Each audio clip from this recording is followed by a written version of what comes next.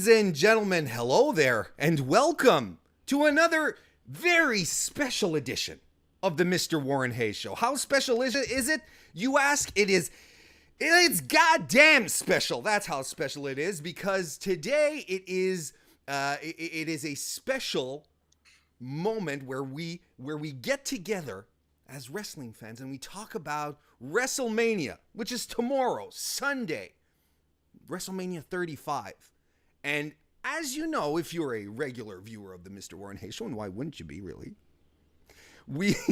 I usually do a prediction show when a main event, a pay-per-view comes along, and I usually have a guest. But since WrestleMania is so huge, enormous, like the biggest thing ever, right? Since it's so big, I figured I would invite a bunch of people to join me.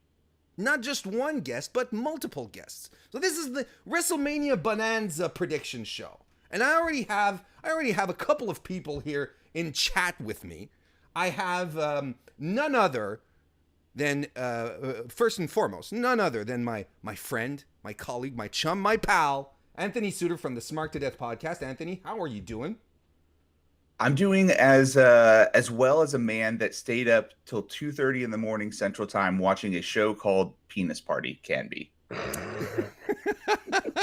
That's how I'm doing tonight. I'm awake, but let me just tell you guys before we move into this, before we go into WrestleMania, that if you want to know if there's a line for you as far as what you appreciate in wrestling, go pay $15, watch that show, and figure out where your line is. You'll find out. You'll find out. By looking at my Twitter timeline this morning, I can tell that there's a lot of people who are drawing that line this morning. Let's put it that way. And I'm sure it's not past your line, bud. We're also joined by Joe Anthony Myrick, a prolific online writer, contributor to multiple websites. Joe Anthony, this is your first time joining me on the show. I'm very glad that you're here, that you accepted the invitation, as opposed to Anthony, where I didn't get him to plug any of his shit because, god damn it, he just spans all our timelines and feeds with it. Why don't you tell us a bit about yourself, Joe? Well, I write for Daily DET, Sports Radio Detroit. Forgive me, it's the morning. I'm forgetting about 5 other websites I'm writing for. What Culture, I started writing for there. Really? And there's there's about like 2 or 3 other sites, but if I'm forgetting anything, which I know I am, you can check out my Twitter page. My bio has everything that I write for at Wham Bam It's Jam on Twitter and Instagram. There you go. And we have half a face that joined us. I can't see exactly who's there. Who's with us? It's Mags. How you doing, Max? I'm not too bad. Absolutely shattered. Absolutely shattered. I think I've had about 3 hours sleep. Did you get Mags, also known as Darren Kirkby? I'll let you talk. Darren he's in England. He's across the ocean, and apparently woke up to do this morning. Is that right? No, I've been up for a while. Oh. I was. You have a way to make a girl feel special, don't you? Yeah, yeah. The show finished here about 3:30, and then I was on the Foul Original podcast that went on for about 2 hours. I ended up getting asleep about 6 a.m. and I was back up at 10. So yeah, fun days. That's quite a schedule, man. Yeah, exactly. And Mags, what do you do as far as internet wrestling contributions? Well, let me tell you, I have a little podcast called Why We Watch, where I speak to guys like yourselves and find out why you enjoy wrestling, what made you start watching wrestling, what you like about it, what you don't like about it, why you started creating content. But I've also got another podcast which dropped today, the debut episode. It's called Badlands, and it's basically about Mount Rushmores of wrestling. Obviously, there's the classic Mount Rushmore of greatest wrestlers, but we're going to also cover topics like the Mount Rushmore of wrestling titles or the Mount Rushmore of WrestleMania moments or musical gimmicks. So yeah, hopefully I'm going to have a lot of fun with that on the Brainbuster Radio Network. So yeah, pretty good. Well, look at you all being busy and stuff. That's that's really cool. But so thanks for taking the time to join our little escapade this morning, our little crew. And I mean, and speaking of thanking people for joining us this morning, we got another full house here on the Warren Hayes YouTube chat, where we have Nathan, who's with us. Darren, you're also in the chat and also here, and Anthony, you too. I mean, you guys multitask like you both have. I just don't want you to hide any of the like anything people are saying about you when they start making fun of you or cereal or whatever. I don't need that to be hidden from the audience. I'm here to bring the truth. Okay, thank you. You're welcome. You're welcome. Michael Stepney is here. Hawkeye, who's decided to use my face as his avatar on social media. How you doing? The Queen of NE is here as well. Good to see you. Ross Vape, Nathan Coley, Kristen Ashley, who might be popping in a little later. Sports and Things Show, Maven Glean. Good to see all of you early this morning to talk about WrestleMania. I think WrestleMania has the potential to never end this year. There's 16 matches on the card. We're going to talk about each and every one of them, but quickly, fellows, before we begin, I would like to get. I'm going to, when I start things off here, I like to talk about the build-up. You know, how we got here, like in general, right? And aside for maybe 2 or 3 storylines, WrestleMania to me feels like it was really, really slapdash. Like it was just put together outside of the 3 main singles titles. I feel like it was just put together really awkwardly. Joe Anthony, since you're on the far left here on my bar, why don't you start? I feel like the build-up has been really, like you said, slapdash. It's been thrown together, whether it means matches thrown together or the build-up's been a little bit clunky. Like even the main event build-up with the triple threat women's match, it's been a cluttered build-up, and it's kind of hurt the road to WrestleMania for me in a way. It's kind of felt a little. It wasn't until this week that it felt like WrestleMania was in the air, you know? Yeah. Like, it didn't really just hit me until these last couple of days, and that's not a great thing. Like, I'm still looking forward to Mania, but the build-up could have been better. I have to agree, and what I really think is amazing is that you're able to communicate through us by talking through a volleyball. Mags, what do you? It's a blue bar for your admission. Mags, what are your thoughts? Well, I think the problem I've got with this year's WrestleMania is the whole focus has been on the women's title match. Now, obviously, it's monumental, but I think it's been at the detriment of a lot of the other storylines. But for me, WrestleMania, good, bad, or indifferent, it's about the moment. So I'm still going to watch. I'm still going to enjoy. I'm still going to love WrestleMania because it's in my blood. So whether it's good or bad, I'm going to love it. Yeah, I mean that's always the thing, and you know, it's one of the things that I find solace, you know, in the Raw Women's title angle, the build-up, which just became really, really heavy-handed. I find solace in the fact that you have 3 extremely talented women who are going to be in the ring. The match will undoubtedly be great, and that's ultimately what we're going to remember. Anthony, do you have anything to add? You know, I don't think the build has been any different for this Mania than it has been any of the last few years for me. We talked about this last night a little bit when we were doing our recap show on Smart to Death. We were talking about, how the destination is fine now, looking back, and like the journey wasn't necessarily built the way we wanted it, but I'm more invested in these stories this year, the big ones like Kofi versus Daniel Bryan. Of course, the women's triple threat finally pulled it back together. And I actually think Drew versus Roman is a fine story. Yeah, they only did it over 2 weeks, but it's got a decent build for just classic big bad heel versus very over babyface. I don't find the build to be that bad, to be honest. Three matches out of 75 matches being good, that's a pretty good batting average for WrestleMania, I think. I can't say. Yeah. From that point of view, maybe you're right. Uh-huh. I mean, I don't actually think the matches themselves are that bad. It is just a build. If you were to get them matches on a Raw or a SmackDown, you'd be happy with them because they are some quality matches. But I think the storyline should have been better going into the biggest show of the year. Yeah, on absolutely. paper. Sorry, go right ahead, Joe Anthony. Oh, I was just going to say that on paper the matches look spectacular, but the build-up just felt like a little lackluster. But still, like you said, on paper tomorrow the matches are going to be great. Yeah, I think so too. I think we're going to have at least there's going to be a few of them that are going to be really outstanding. I mean, it's WrestleMania.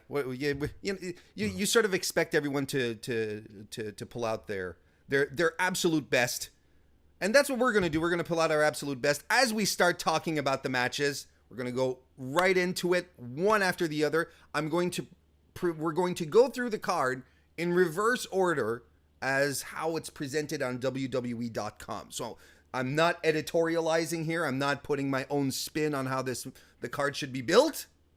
This is exactly how it's introduced in reverse order. You ready, guys? We've got a lot to get through. Ready? Here we go. We're going to start with the first match, which is a pre-show match. The Raw Tag Team titles are going to be on the line. Champions, the Revival, are going to defend against Zack Ryder and Curt Hawkins. Now, this match was announced via social media. Mags, don't you think WWE has been trolling the online fans in regards of with the Revival and the way they've been handled since winning the titles? Definitely. I think they not even with just the Revival, with the tag teams in general. I think WWE have been absolutely, like I said, trolling us fans. I love tag team wrestling, and I hate WWE tag team wrestling because it seems like it's an afterthought all the time with WWE. Yeah, although when you take a look at what at the state of tag team wrestling, as far as NXT goes, I mean that's where tag team wrestling lives right now. We saw it last night. We've seen it multiple times. That's where tag team wrestling thrives. No, not even in New Japan. They don't even do it as they don't do it as well as they do at NXT, which is a shame. And that's one of the reasons why we like the Revival so much. Because they were part of this great brand of tag team wrestling. Anthony, what are your thoughts about the Revival and the Bros? This is one of those matches that I do agree with the rest of you guys that there's no build really other than they needed to have the Revival on the cards or having them in a match. I mean, I actually kind of think the Revival's going to lose. I don't know why. I just have it in my heart, in my gut. I feel that they're going to lose. But tag team wrestling, I'm with Mags. It's my favorite last night. Made me really excited about tag team wrestling, and none of the tag matches really on this show do anything for me. So it's kind of a disappointment. But I don't expect anything from this match really either, as far as quality. Revival will look good. I don't know about the other two. Joe, what do you think? Does Curt Hawkins snap his losing streak? This is gonna be a hot take, but I actually think so. Like, I might be a little too optimistic over this match, but I just look at since they're in New York and Hawkins and Ryder are two Long Island boys, I think it might be one of the most surprisingly over matches on the card. So I think it might surprise and to agree with all of you, like the tag team wrestling in ring stuff is great, but like y'all said, WWE make it as an afterthought and storyline, which is a shame because they always kill it. Like even on Raw, the what was it, Black and Ricochet versus Revival, that was great. Next night, the 8-man tag, that was great. So the in-ring stuff, I think that Ryder and Hawkins versus Revival might surprise a lot of people. or even if it is an afterthought going into a show. And as far as who wins, I think Ryder and Hawkins break Hawkins' losing streak with this one. Mm-hmm. Um, I, as far as the losing streak goes, like this is literally what Kurt Hawkins has been building, for years now. It's reverse hype, He's lost so much, it's become a big deal. For two reasons. And by the way, chat, let us know who you think is going to come out. Is it going to be the Revival, or is it going to be Zach and Kurt? One of the reasons, two reasons why this bugs me is because I really like the Revival, and the Revival really needs some proper time to shine. They've had some good matches on Raw. Why couldn't they have like a proper spotlight on WrestleMania? That I don't understand. But the other thing that really bugs me is the Kurt Hawkins thing. Like, I really don't want him to snap his losing streak right now, because there's been no build to it. Like, it's kind of, if he was on week after week or every 2 weeks reminding us constantly and sort of building to it, then maybe it'd mean something. But it's, and even as a pre-show match, it'd mean something. I don't know, Mags, do you have any more thoughts on this? Yeah, I think this goes back to the point I made about why I like WrestleMania. It's because of the moments, and it's a clear-cut Kurt Hawkins snapping his streak is a WrestleMania moment. So unfortunately, it looks like the Revival are going to be suffering again for the sake of one of these moments. I mean, it will be a good feel-good moment for when Kurt Hawkins does break it, but I do understand your point that there's been no build to it. I agree. But there's been no build to 15 out of these matches, so it is what it is, unfortunately.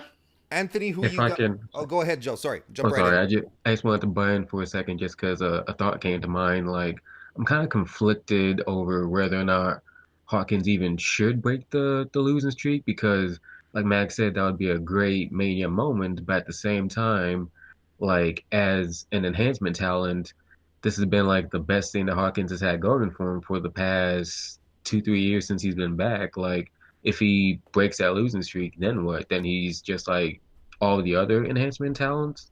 And does he just go back to carrying after that? I'm kind of conflicted of whether or not he should or he shouldn't. Like, if they're going to do something with him afterwards, and by all means have him break the streak. But for some reason, I just don't have the faith that they're going to have a long storyline process with Hawkins after he breaks his streak. Does that make sense? Absolutely. And it's an excellent point. Anthony, who you got winning this one? Yeah, I have the streak ending here, and this is a point I made in last year's build to WrestleMania, and it's another one that it's still what I believe.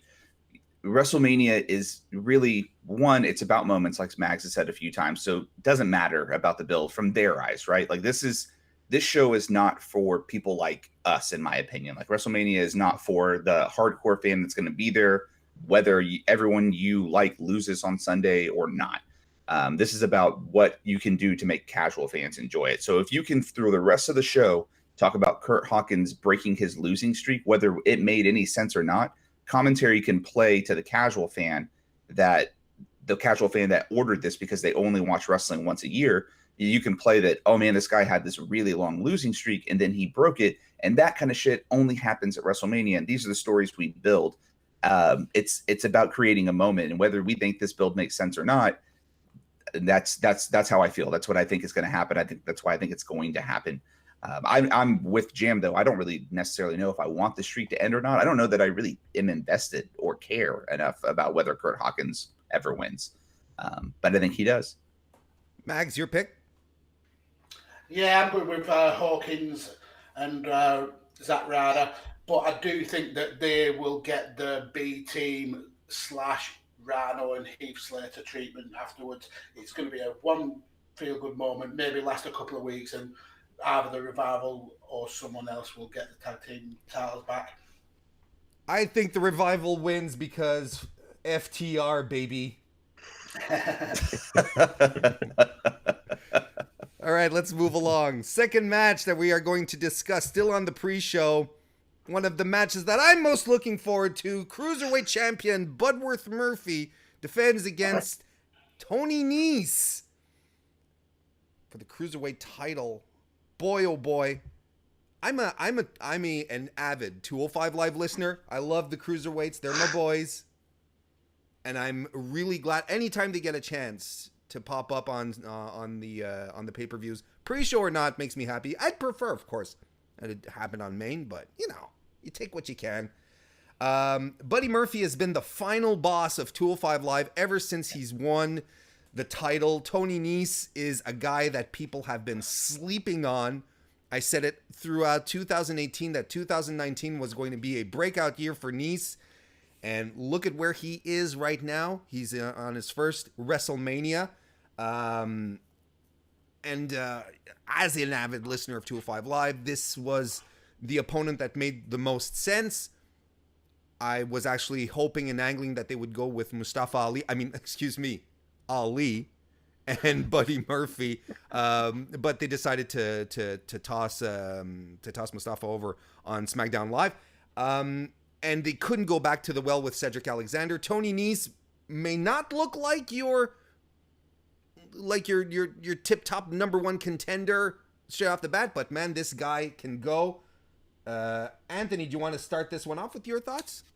Yeah, so I guess my only thoughts really, because I do not. I am an avid avoider of 205 Live because frankly, it's not because I don't like the product. I always enjoy the matches when they're on a pay-per-view, but we record our, there's just a lot of wrestling. There's just a lot. And not anybody there besides Buddy Murphy really makes me care. However, even as someone from the outside, Tony Nese being in this match to me makes sense. Just from when I was watching 205 at one point, Tony Nese is very good. I used to like his gimmick. I don't know what it is now, but it's tough guy.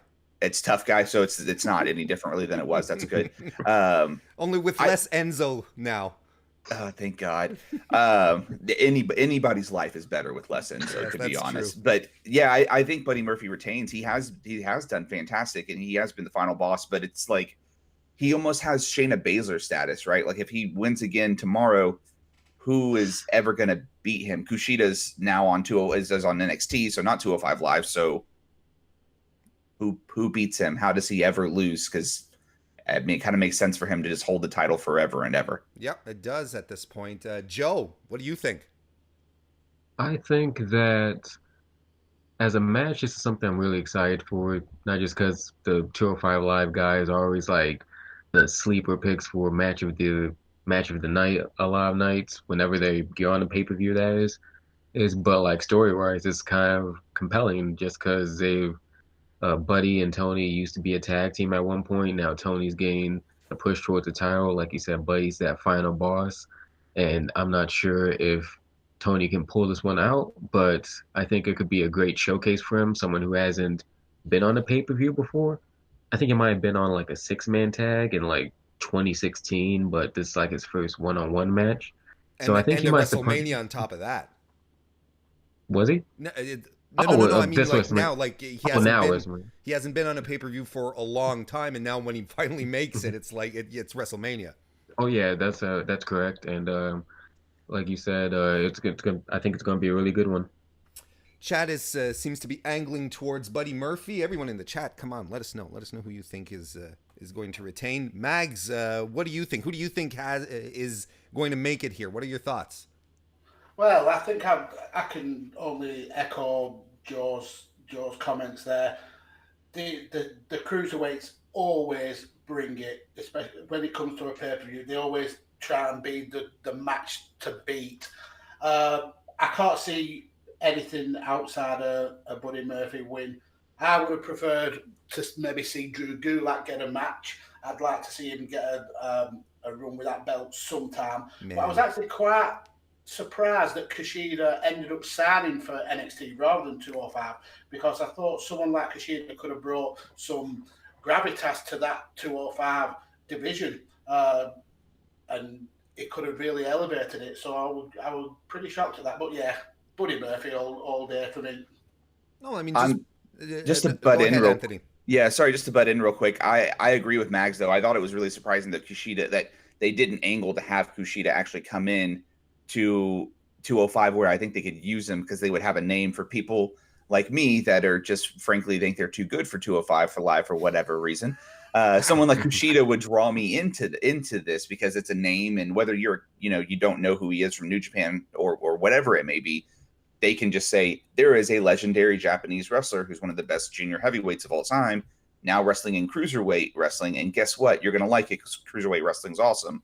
You can draw those people in. I'm very surprised Kushida didn't end up there. Yeah. Not related to the match, but I'm shocked. But I mean, just because he's not going to stay in NXT all his life either. And look at Oni Lorcan, who's been transferred over to 205 Live just recently, and Humberto Carrillo.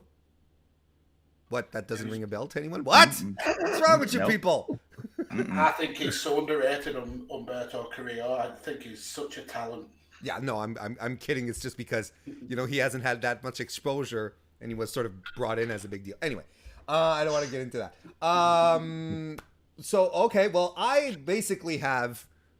I think we're all in agreement here. Buddy Murphy, Chad is in agreement. I mean, there's no one right now who can touch Buddy Murphy. He is way too credible. He's adding credibility to the title. I think we're all in agreement, fellows. Yep. Yeah. And his work's some of the best in the world right now too. And he's one of the best ring workers in the world at this very moment. Buddy Murphy's outrageous. And there you go. I mean, there's another guy right there, Buddy Murphy. He was in NXT and he was floundering. He was stuck there, and he demanded that he be put on 205 Live. He was asking to be put there. So I'm not worried about, let's start Kushida off on NXT. I think it's smart. You get the hype going with the hardcore fans, hoping it might carry over. I think it's a smart move. But then again, same thing with Leo Rush too. Yeah. And then Rush ended up on main. All right. So, and Chad is pretty much in agreement. It's Buddy Murphy. I mean, come on. All right, Next match. We're moving on to the main card now. We're going to talk about the Women's Battle Royal. God. Yeah, Anthony. Okay, Anthony. You just sighed your way into starting this one off. First, unrelated to this match, I want to point out that that Mags and Jam are two new people to Warren. Chat, this. Most of the people in here are regulars. Warren, you're being so polite and everyone's being polite to each other here and letting everyone breathe in between conversations. It's not like when it's you and I where we're just let's talk as much as we can over each other. So it's a nice break. But I'm pacing myself. We have 16 matches to talk about. So we'll get there. It's a build. It's a slow build. You heard it here first, guys. Better build in the Mr. Warren Hayes predictions bonanza than WrestleMania, apparently. That's what we think here today. This battle royale. Okay, so I said this the other day, right? It sucks that a lot of women like fucking Asuka is in this battle royale, and that alone makes me hate this entire match. It's an opportunity. The other day when we did our predictions for Smart to Death, I picked Mandy Rose like a goddamn fool because this is what's going to happen, and it's going to be awful. Lacey goddamn Evans is going to win this match by walking in, somehow winning and leaving, and it will still make no sense. And all of these other women got on the show just to put over someone that it makes no freaking sense what she's doing right now. I'm glad they got on the show. It's great. All these women are getting on the show. That's awesome. If they get a bonus, if this makes it on the main card, that's fantastic for the wrestlers. But it does nothing to this women's division. I know they're main eventing, but this women's division on both cards, both sides, is trash beyond the top three right now. Mags. Yeah, I've gone for either Asuka or Lacey Evans. I think this Lacey Evans gimmick reminds me so much of when Chris Jericho came back, walked down to the ring with his spangly jacket, smiled a bit, then walked straight back off. But it's been stretched out to ridiculousness, I think, now. But yeah, I'm like Anthony said, I'm glad that the ladies are getting on the card, but yeah, it's going to be Lacey Evans in it because she's Vince's new thing, I suppose. It's too early on a Saturday morning to feel sad. Joe? Anthony kind of took the words out of my mouth, both God on... damn it!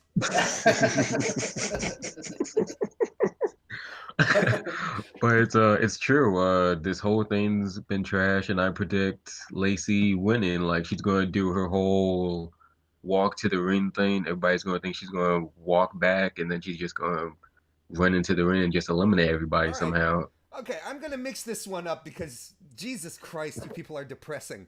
picking Lacey Evans, but I agree. I mean, it all makes sense, but that's not the point. Okay, Lacey Evans, she does her entrance thing. She walks down, and I'm going in at Joe's sense. She comes down and she does her thing, and everyone thinks she's just going to spin around and walk back, but no, she comes out. She comes out. There's like one person left in the ring. Who does she eliminate to win? Joe. Asuka. Oh, fuck you! Oh, fuck you! You're right, but I Darren, do something. Sonya Deville. Sonya Deville. Okay. That would make me almost as angry. Ruby Riott. Can you imagine if she did eliminate some of these amazing female talent and won? You'd have to cry, wouldn't you? You would have to cry. Max has a good point. It's Asuka or Ruby Riott. That's who's getting eliminated. And if it's Ruby Riott, I might just sit there and start sobbing. Because, damn, I hate what they've done with her. Yeah.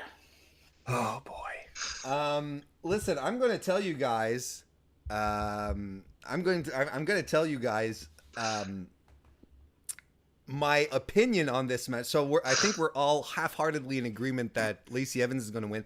My opinion is that if you don't know what to do with your people on a card, don't put them on a card. Mm-hmm. Because this here really does feel like, well, you guys worked hard all year, and we'll give you a WrestleMania paycheck. Mm-hmm. And also the opportunity to win a vagina trophy, so that's good. Yes, yeah. It's actually more like a uterus, right? Like I'm not going to start talking about female anatomy like I'm some sort of expert. Like I know that, but I called it the fallopian battle royale trophy the other day. Is what I'm going with. So. You know that's a Vince thing. That he's done that on purpose. Definitely. Yeah. Let's give these girls a trophy that looks like fallopian tube. Yeah, exactly. I like it. It looks like the tubes where the babies come from. It's fantastic.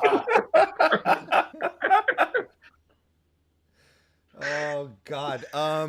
Yeah, but anyway, so that's it. Like, at some point, it's not about getting everyone on the card, right? It's because they're doing no one a they're doing a lot of people a disservice here. Asuka, but we haven't even talked about Naomi, even Carmella, who is a former champion, and she, people undercut her quite a bit. They're doing a disservice to a lot of ladies. Nikki Cross, anyway. Lacey, yeah, go ahead. That's an important thing to bring up too, as we build toward the end of the main event here is. Despite the fact that the WrestleMania main event is going to be women for the first time, which is important, and I'm glad it's happening, but there's this path of bodies that are now in this battle royale that were like sacrificed for this to happen. And they didn't necessarily have to go this route where like all of these women just jobbed to these three just so we could have this WrestleMania main event versus just building a good story and not having Asuka look like a goddamn chump again. Having all these other women look like they don't matter because nobody matters beyond the top three. So now they're just in a battle royale where they still don't matter because it'll be on the pre-show and it sucks. Yeah, it's disappointing. Like I feel like this hits a lot of women in the long run because after WrestleMania is all said and done, like look at your crop of contenders. Like you've got Ruby Riott who got beat in 5 seconds. You've got everyone else who lost to Ronda, and it's gonna take a long time to build credible challengers outside of that initial 3 in the main event. And it's just sad, man. Yeah. We're in agreement. All right. Yeah. Not the match we're most looking forward to, clearly. Next match that we're going to talk about, though, is another Battle Royal, and is the Andre the Giant Memorial Battle Royal. I'm good. This is what's great when you have guests, is you can throw it to someone, and they can start talking, like I can throw it to Darren. I'm going to go with Braun Strowman. I can't see any other winner, really. If Braun doesn't win this, he looks more weaker than his look recently, and he has looked pretty weak, to be fair. So, yeah, Big boy Braun is going to give people them hands, throw everyone over the top rope, and win himself another pointless trophy on his way to the mid-card irrelevancy, I think. Ooh, some Oh. strong words. Why don't you go ahead, Anthony? I actually think, because why the fuck not? WrestleMania moments. I think one of the SNL guys is going to win. I think Michael Shea is going to win. I think somehow. Not going to be my pick.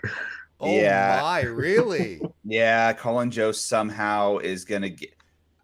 They've been building this man to get crazy good heat, and despite the fact that this SNL stuff is, you either love it or you're like my co-host and his wife that who does love it. Actually, they love it so much, and I hate the shit out of it. It's a moment, right? Braun Strowman loses. This doesn't do anything for him whether he wins or loses. I don't think it makes any impact on him looking weak or strong. It doesn't matter. He ends up chasing out Colin Jost, ends up putting himself out of the top rope somehow. I don't know how that happened yet. And Michael Shea wins the Battle Royale because fuck you, wrestling fans. They want that sweet mainstream attention, right? It's like, 100%. right. Joe, what do you think? That was literally exactly what I was going to say. I think Michael Shea is going to win this 100%. I have to admit, Jam, I saw you tweet it out, and I believe you. I embedded that in my brain. So this is not my own opinion. I stole it from Jam, but I love it because you're right. Couldn't Mojo repeat? Didn't he win one year? He did 2 years ago. I want a Mojo repeat. I want angry, self-loathing, talking myself down in a mirror Mojo to win. So he's just like looking at the trophy like this. And then he realizes there's no reflection because it's kind of like a weird polymer. You know, it's not even made out of some kind of metal. It's just like some kind of composite of plastics. And then he just starts to sob uncontrollably. He's just staring at it. You were supposed to make my career. This was going to be my push to the main event, and nothing ever happened, man. They're keeping me around because I have Gronk on speed dial. Fuck. if he looks at it close enough, he'll see where Vince has engraved future endeavored into it. We have more interesting picks coming from the chat. Queen of NE picks Mustafa. I don't know if you've heard of this guy. It doesn't ring a bell. Mustafa who? And I think he's. I got nothing. I got distracted by thunder. Go on. Is that okay?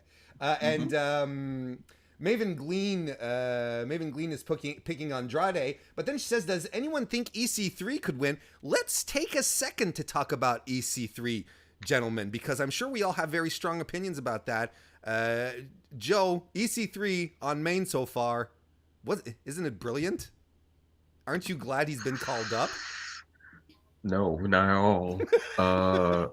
I have one question though. Is he in a tag team with Tyler Breeze on one of the main event superstar shows? Because he was randomly in a segment with him on Raw the other night, and I wasn't sure if they were tagging together now. Is that a thing? And I just don't know about it? I don't follow main event at all, Joe. I think you might be the only person here who does. I actually think that he has been losing to Tyler Breeze on main event, is what I last heard. I think he's been losing to everyone. Wow. It's not a knock on Tyler Breeze. It's not like losing to. Oh no. It's not like losing to former WWE champion Jinder Mahal. You know. Oh no, I love Tyler Breeze. It's just that Tyler Breeze has lost to everyone, and now EC3 is losing them. It just seems, when you look at his NXT stuff, it just seems odd. Like, I don't know what's going on with his main roster one right now. I don't get it. No one. I don't think. Darren, do you have any insight as to what's going on with EC3 on main? I personally didn't think he did that well on NXT. To be honest, he wasn't given the time and the character work to be able to make a big impact. So I was actually shocked he got called up so soon. But what an absolute waste! Mm-hmm. It's almost to the lengths of Sanity style wastage. Oh, yeah. Sanity's so good. Sanity actually debuted at a house show here in Waco, Texas. Like, we were at that show, and they debuted and we're like, fuck yeah, Sandy's so dope. I just actually started liking them. They made me like them. They brought them up. Yeah. That's it. That's what happened. Yeah, that's the end. pretty much it. We're back to being depressing now. It's WrestleMania season. Michael Stepney actually in the chat thinks that EC3 is going to be one of the first ones eliminated. So take that. I agree. Probably so. All right, let's move on to our next match, the 5th match. And it's going to be... This should actually be a lot of fun. The SmackDown Tag Team Champions, the Usos, will defend in a 4-way for 8-man. How do you call this? Anyway, there's 4 teams. Aleister Black and Ricochet, The Bar, and Shinsuke Nakamura and Rusev.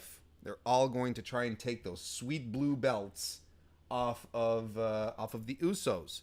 So, Anthony... You like yourself some tag team wrestling. Tell me about this match. How do you think this is going to go? You know, I know that the big bummer for everybody is that this makes no sense in storyline because did the Usos challenge the Hardys? Is that what happened? And so that looked like it was going to be the build, and now the Hardys are in the Battle Royale versus in this match. So that sucks. But from a match standpoint, from a let's display why you should be watching other shows besides WrestleMania standpoint, I think this is awesome. I think it's perfect to make people decide if they want to actually watch SmackDown Live when they go to Fox in October. Oh, hey, wait, I bet that's why all these top tag teams are wrestling each other. I think this match is going to be fantastic. I think that Ricochet and Black are going to win just because really they clearly care so much about them looking strong. And I know they can look strong by not taking the pin, and Rusev or Nakamura can take the pin because that's their job, right? They're getting pinned by whoever wins this match. They're not there to win. But I think it's going to be great. I think this will be a sneaky good match, like one of the ones that you probably remember some pretty great spots from it. Maybe Uso splash into a black mass. Who knows? Ooh, now you've raised my expectations. Jam, what do you think? I think this is going to be a really fun contest, and like with all these all these tag teams, I think it's going to be a really good Smosh Fest. But I'm thinking maybe Usos win this. I think there is a chance that Black and Rick could win this as well. But I feel like when I think about the Usos, I think about that promo they cut like a year ago when they said they never won a match on the main card. They never had a match on the main card. Then they finally got a match on the main card and they lost. I think this is going to be the year they finally put a W column in their WrestleMania main card streak thing. Yeah, that's a really good point, and I like how you referred to him as Rick. You know, yeah. It's nice to know that you're on a first name very friendly basis. He's preparing your audience for when they go by Alistair and Rick. That's so just making sure you're ready for that. You're gonna call him Black. Alistair has too many syllables. Mags, give us some thoughts. Well, I think that the Usos are going to be rewarded for signing a new long-term deal by losing the belts to Blackshire.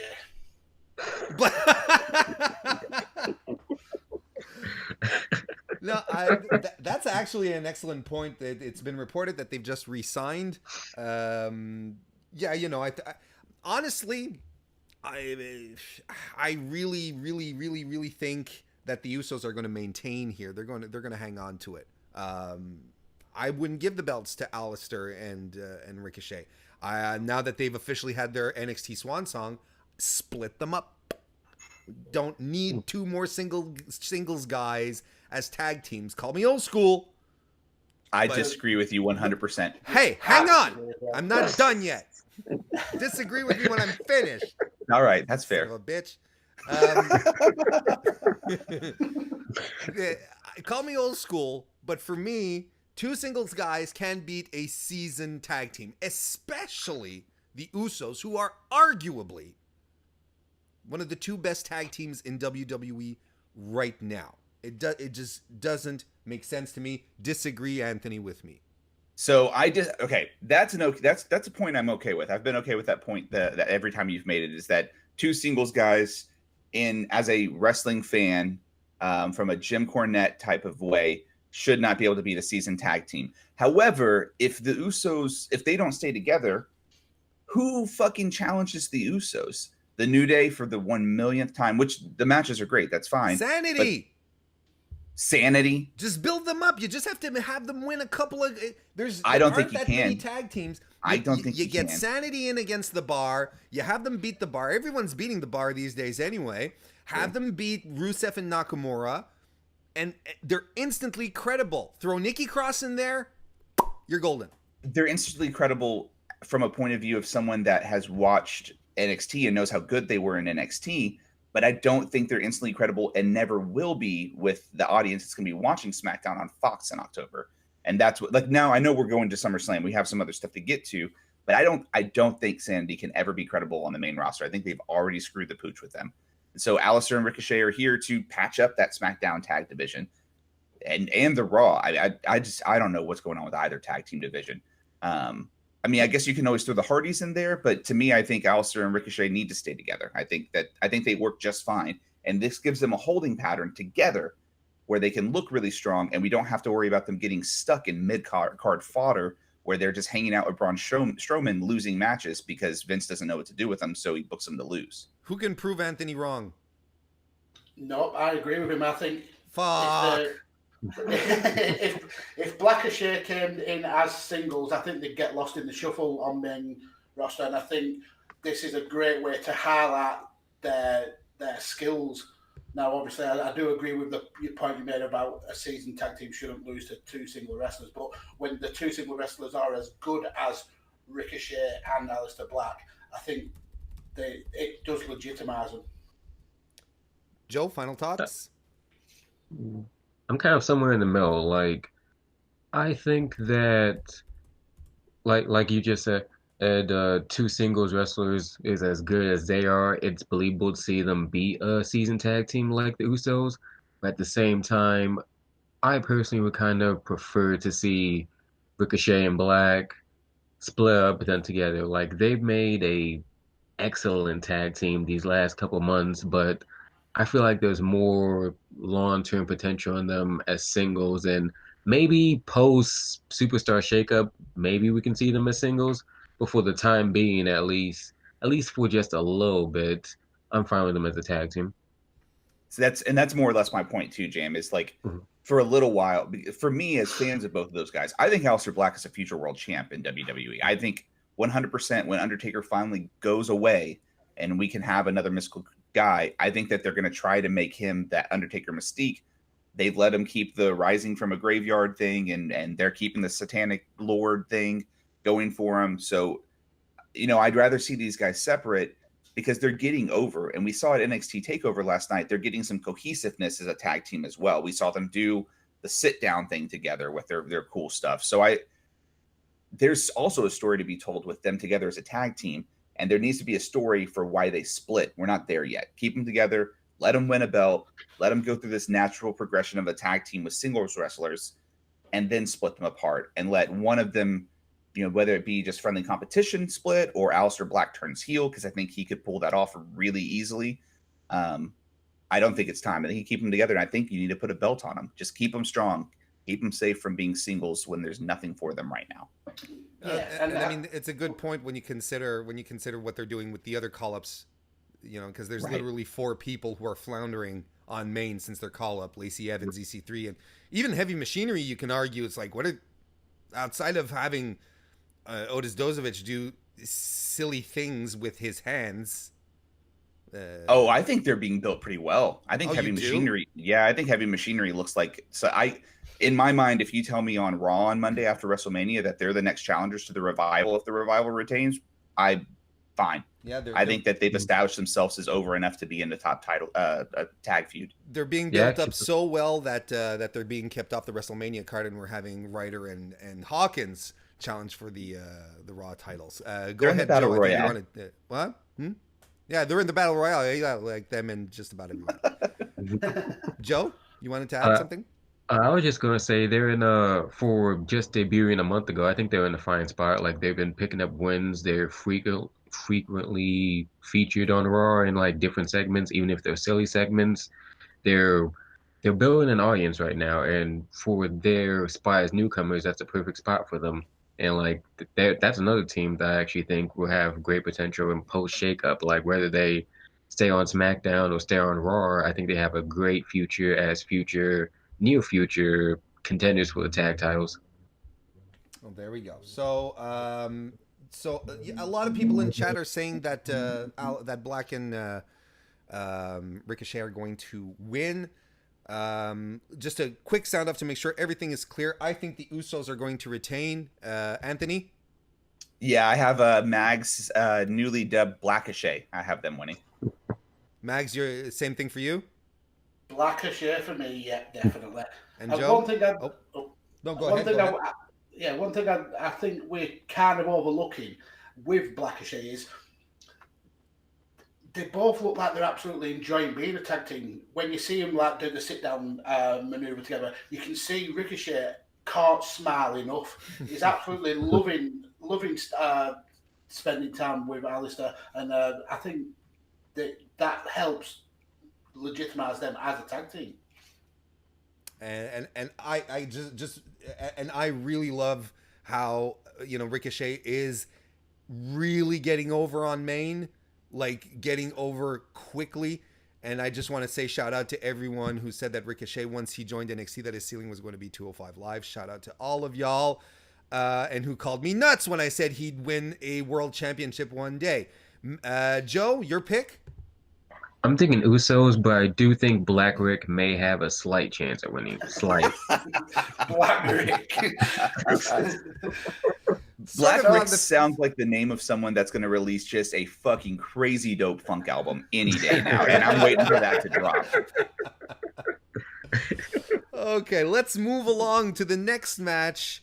Definitely not the last, but we're getting up there. Next match that we have is Kurt Angle's retirement match against Baron Corbin. Mags, I'm going to let you start off with this one because I just want to hear everyone's feelings before I share my own. So, Kurt Angle's storied career. I mean, let me give this a proper introduction. Kurt Angle's storied career is going to come to an end. One of the all-time greatest. I think we can all agree on that.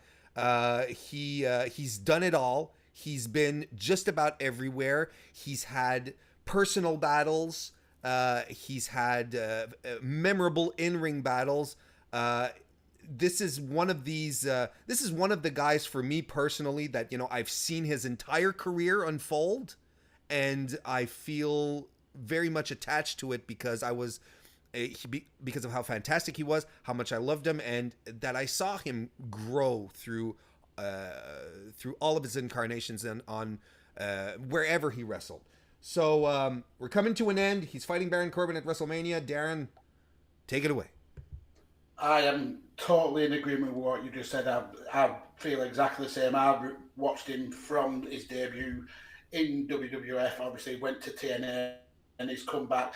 If this is his last match, I will eat my hat. I think that John Cena is coming into this match. And if it's not, WWE have done Kurt Angle dirty. Joe, do you think we're going with the planned Corbin Angle match, or is this a swerve, bro? I can see both happening. Like maybe some type of swerve where like he beats Corbin in the first 5 seconds of the match, and then Angle gets on the mic, he gives like a farewell promo, and then Cena comes out of nowhere saying, "You can't just end your career like that. Let's do one more smosh for old time's sake." And that could happen. But at the same time, I kind of feel like a lot of people are predicting that, and it might seem too obvious. And if something seems too obvious or makes too much sense, WWE they kind of feel like they shouldn't do it.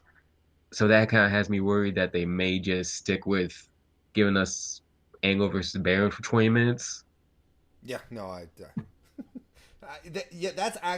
that's exactly my booking. That's exactly how I make this happen. He squashes Corbin, then the real opponent comes out, which is very likely John Cena. I don't see Like there's a moment to be have where John Cena does the ruthless aggression thing again, and then they slap each other around, especially considering since the last couple of matches that were planned for Angle on his farewell tour didn't take place. He didn't fight. He didn't end up fighting AJ Styles. He didn't end up fighting Rey Mysterio. I think they're saving him.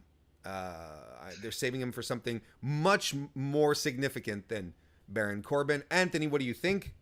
So one, there's something to point out too with potentially it being John Cena. I was reading Cage Side's their rumor roundup last night, and I can't remember who they said it, but apparently the Gorilla Position did a podcast interview with Kurt Angle, and he said that John Cena does have a match at WrestleMania 35. However, just because I want to be different and give us a different varying opinion here, we're getting Corbin Angle. And I think there's a nice nostalgic moment here for this one WrestleMania where Kurt Angle has a great match and ends his career on his back to John Cena. Sure. But there's a better moment with Baron Corbin getting all of the heat by beating Kurt Angle in his last match ever. And I'm a Corbin guy. I think Corbin's great on the mic. I think he handles heat really well. And I think that you can solidify him as another contender for whomever is the Universal Champion. Whether it's Brock and he gets squashed by him, or whether it's Seth and Seth just needs a heel to feud with while they save Drew McIntyre for Roman is what I think they're going to do for another feud with them. But I think it's going to be the match, and Corbin's going to win, and that heat's going to be delicious. I think you're wrong, but thank you for being here. All right, let's move along then to our next match. I think we're, aside from Anthony, there's a consensus that Corbin is not going to be the exact final match. The seventh match of the evening, Intercontinental Champion Robert Lashley will be defending his title against a demon, or the demon, aka Finn Balor, who figures that it's much more important, much more significant to pull out the demon gear for the IC title rather than for the Universal title, which he's been trying to get back. Darren, why don't you start us off here? I can't see past a Demon Balor win. I can't understand the thinking of losing the mystique of the Demon to Bobby Lashley. I just don't get the point of him dropping it to pick it back up, to drop it to pick it back up. They've hot shotted this title so much that it's almost meaningless. And the RC title is my favourite ever title in the WWF, and it's a shame that it's being used in this way. But yeah, Demon Finn wins, and probably Bobby Lashley will beat up Leo Rush yet again. That'd be fun. Joe Anthony, what do you think? I think Finn wins it, but I want to put a little spin on it for a second, and because the whole time that Finn versus Lashley feud has been going on, I've been more compelled by the Leo versus Lashley stuff they've been doing, and from the night that he attacked Leo to when Leo tried to help him with the belt. And I don't know if you guys have been following Leo Rush's Instagram, but they've been doing some segments, I'm not sure, they're either in canon with WWE or out of canon, where they've been teasing Leo Rush somehow challenging Lashley for the title in the near future. That made me think they were going for like a triple threat match into Mania, but we got this single match instead. So keeping those in mind, I feel like maybe somehow the Demon may not be enough to beat Lashley, but with help from Leo Rush, Finn is going to beat Lashley, and then post-Mania, the Leo face turn and Leo Lashley feud starts. What do y'all think about that? Anthony. I would like that. It would make this match more interesting because, and I like Finn Balor, but they've cooled off Finn Balor so much to me that I don't always look forward to his feuds. Just because it's hard to get invested in Finn. Like, Finn's really good. It's not a him thing. It's just like there's a very, very hard ceiling for him in Vince's eyes, and so like you want to get invested, and then he gets this match against Brock Lesnar, has a great match, and then it's back to the IC title. That's fine. I think that'd be great. But I think that you hurt the Demon by having the Demon not be enough to beat Robert Lashley. And frankly, Lashley is not a compelling enough opponent to not just get almost squashed by the Demon, I think. Anyway, I've got Finn winning. I think he does. My question is, why is this match where he brought out the Demon for the IC title, but last year when he had the triple threat versus The Miz and Seth Rollins, why didn't he not use the Demon then? Like, instead he went with, which the entrance, I liked the entrance last year, but why is the Demon more important for this feud versus 1 versus 2 guys, both who were former world champions? It's confusing to me. And piggybacking off of that for a second, like I could have sworn that Finn has beaten Lashley before without the Demon, hasn't he? So why does he need the Demon now if he's beaten Lashley before? He's pinned Leo Rush. So they had the handicap match at whatever the middle thing was, and he, I guess Leo Rush and Bobby Lashley start their marital dispute, and then he ended up pinning Leo Rush. But he's never beaten Bobby Lashley one-on-one. Lashley's had the better of him. Oh, okay. I thought there was like a random Raw where he beat him, but I could be wrong. I don't like. I remember him indeed pinning Rush, but I don't recall. Like I just don't remember. There's a lot of things about Bobby Lashley's run in WWE that I just zone out on. So who do we have winning here? Darren, who do you have coming out on top? I have Demon Devitt. Joe, what do you think? I've got Finn. Anthony? I have Finn. I want to make one more point here real quick. Just Max brought up that the IC title has really lost a lot of its luster, and that it is disappointing. That's really my point here, is that when The Miz held it, and even when like Dean Ambrose has held it before, or Kevin Owens, it felt like the IC title meant so much more. And even when Seth was holding it for a little bit, it felt like so much. But slowly, since the last time The Miz has held it, it's just like dropped in value, I think. So we got to get that title back on The Miz so he can give it what it deserves, a reputable champion. I agree, and I also think that Finn is going to win. I think they are starting their new unsung streak. It's the new Undertaker streak. Who will beat the Demon? I think it's their new thing. I don't think they're gonna kick this one out just yet. Next match, it is for another secondary title. This time the U.S. champion Samoa Joe is going to defend against, well, probably Rey Mysterio, but Mysterio has an injury. And we're not quite sure what's going on with that. He injured his ankle fighting Baron Corbin on Monday. We're not quite sure what his status is. But let's say this one does go through. This should be crazy cuckoo fun, don't you think, Joe? I feel like if this goes down, then Joe retains, but more than anything, I've been struggling trying to figure out where Dominic works into the match, because he's been consistently in almost every Rey Mysterio backstage segment since the match has been announced. I don't know if he's going to be at ringside and Joe's going to do a thing with him, but I feel like he's going to be the key to who wins this match on Sunday. And what's hilarious is when they've been shooting the segments with Dominic, Rey Mysterio, he's like super tiny, and they being interviewed by Kyla Braxton, who's like 4'11", like she's tiny too.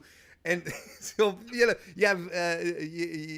have his son, who's like standing there, and he looks like Braun Strowman next to the two others. It's hilarious. Anthony, any thoughts on this match? I hope you do. I think Joe's retaining regardless of who well, no, I don't know. Jam brings up a good point. What are they doing with Rey Mysterio's son? Does Rey Mysterio's son wrestle Joe? This is an angle that Mysterio's hurt. Well, I heard that Dominic's been training to wrestle the last year or so. Really? I doubt he's going to be signed to the main roster to fight Joe out of nowhere, but he is training. I think Joe's going to retain. My brain opinion is I think that we're going to have Joe retain like no matter who he faces. I could see if Mysterio truly can't go, then Mustafa Ali coming in and facing Joe, just so we have a really good match. And I know he just fell asleep facing Joe the other day, but that doesn't mean Mustafa Ali can't come back as the Heart and give us a really good match that he loses anyway. And there's still history with Joe, right? So Right. It's plausible. Darren. Yeah, I can't see Pastor Joe winning here. I think Joe's going to bring some legitimacy back to this US title. I can see Dominic being involved in a kind of throwing the towel in scenario for his dad, or even maybe to prolong the feud into another pay-per-view, maybe into Backlash. But yeah, Joe is going to absolutely decimate Rey Mysterio if Rey Mysterio is fit enough to fight. I like that throw the towel in thought, by the way. Like if we do get that match and Mysterio won't tap out, and that's a great way for a babyface to lose, is to have his son throw it in, and you get this beautiful moment of Rey Mysterio just frankly hasn't been good enough to win high quality or high profile matches since he's come back. That's a nice story you can tell there. I like that idea as well. I like the idea of Joe being this. Yeah, he's had a history recently of going after family members, and just messing with people. So Wendy, Dominic. It'd be a whole other level of creep. But I'm actually I think there could be something really interesting to be done with that. We'll see what happens. But I also have Samoa Joe going over here, and we'll move on. So that one was pretty simple. Let's move on to this match here, where we have two former world champions without any real stakes other than just wanting to beat each other up. AJ Styles versus Randy Orton. This one's interesting to me. Mm-hmm. And I'm going to tell you guys why this is interesting, because I think this is really the story here. They've based this entire feud over the fact that over the idea that Randy Orton has been in WWE for 22 years. AJ Styles is the indie guy, who's come in, and it's like, well, if had you been good enough back then, you could have been here all your career, so on and so forth. And what I think is really interesting, and this is an interesting shift, is that the WWE guy, the career guy who's been there for 22 years, is the heel. Whereas the guy who made his name in his career and who was drafted by WWE, the guy who spent his career on the indies building himself, is the babyface. 5-6 years ago, this would have never happened. The WWE guy would not have been the heel in this situation.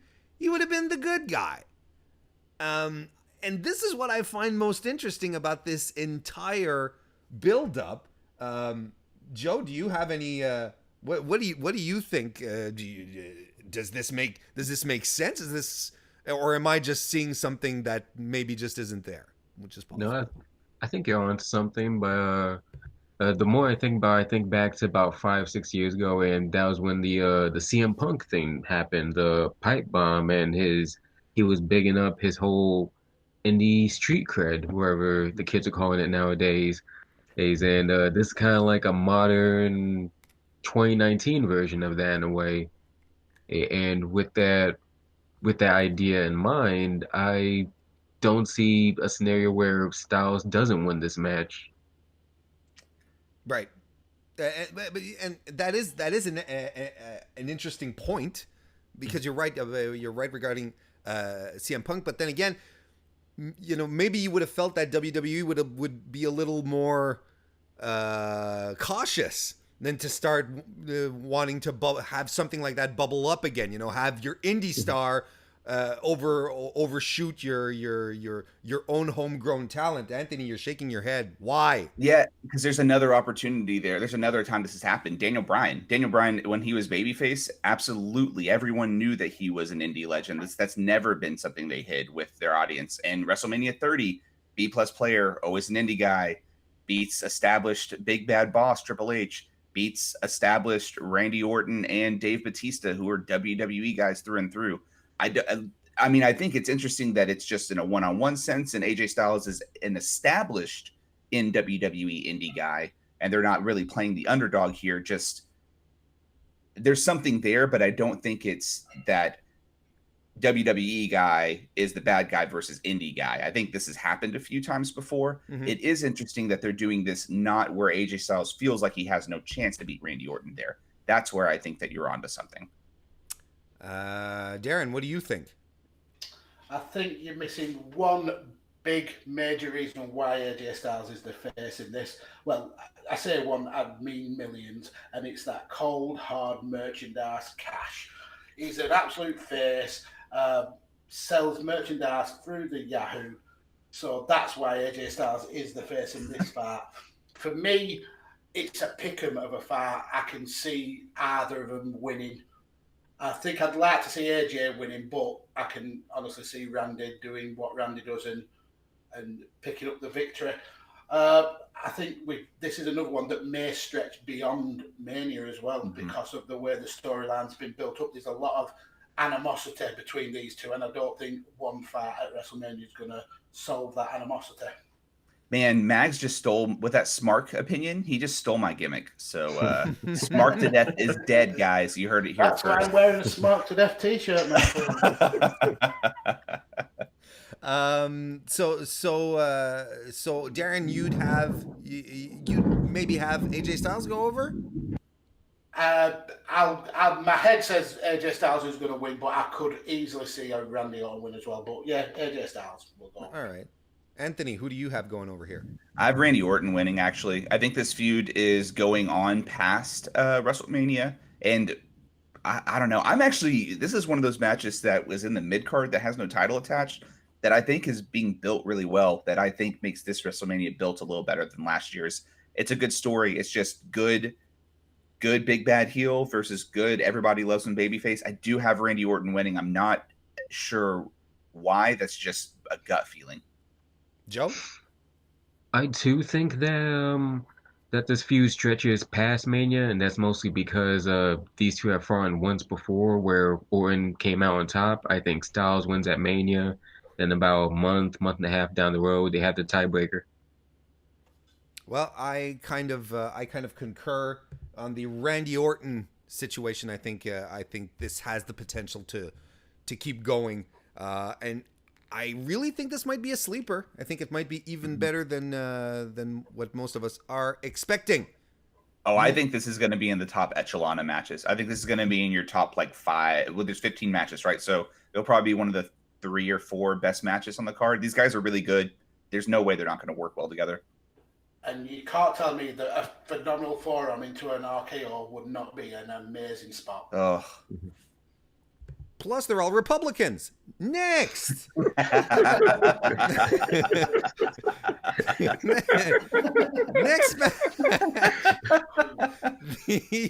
the women's tag match. Sasha and Bailey defending against Tamina and Nia Jax, the Iconics, and the returning Divas of Doom, Beth Phoenix and Natalya. Yeah. I don't know why this one has to be a 4-way tag 8 women thing. Thank you. I don't know why. Outside of again just putting many people on the card. I got to tell you guys, as it stands right now, and maybe we can start with you, Joe. Right now, Beth Phoenix just might be the glue that keeps this match together. Oh yeah, I think she's gonna play a big role into this, man. She's gonna have a bunch of fun spots. We got a little preview of that last Monday with the spear through the barricade, just schmozzing everybody in her wake. I don't think that she wins it, but I think she'll have a really fun out. I think she might be the star of the match, despite not winning it. Darren, what do you think? Yeah, I think Beth Phoenix coming back has been an absolute revelation. I was a bit skeptical of whether she could still go, but she's proved everybody wrong. I think it's too early to take it off Hug the Boss, but it should make for a good fight. Apart from obviously the Nia and Tamina, I don't think should be anywhere near a title. I don't think it should be anywhere near a WWE ring, to be fair. But yeah, it should be a decent match. Anthony? I don't think that Tamina and Nia should be like near even a wrestling school ring, to be honest. They're so damn bad. I think this match is going to be pretty good. I'm not sleeping on, as Edge would say, the Phoenix one, though. I think the Divas of Doom are winning this. I think that they're going to get a moment at WrestleMania winning a tag title because they dealt with the Divas division and all that trash. And I think that they deserve to, even if it's just that night and they lose it back to the Boston Hug connection the next night. On there's a big match. There's a big profile match for you on Raw the night after. Have Bayley and Sasha regain their titles that they lost to the Divas of Doom, and the Divas of Doom get their WrestleMania moment as a team. Natty's toward the end of her career. Beth Phoenix is already retired and now come back. If Tamina and Nia stay out of this match long enough, I do think this will be really good. I think that Peyton Royce will be your star of the match because people sleep on how good she is. I don't think I also don't think it's a good idea to take the titles off Sasha and Bayley just yet, because everyone remembered that Sasha wins titles but can't defend them, and I think they need to break that. That might be a secondary concern as far as WWE goes, but I think as far as Sasha Banks as a performer, as a character, I think she really does need that. And right up until we get Boston Hug Connection versus the Sky Pirates on an NXT takeover, you keep the belts on Sasha and Bayley, because that's the match I want. And if you're doing floating titles and you're going to all the brands,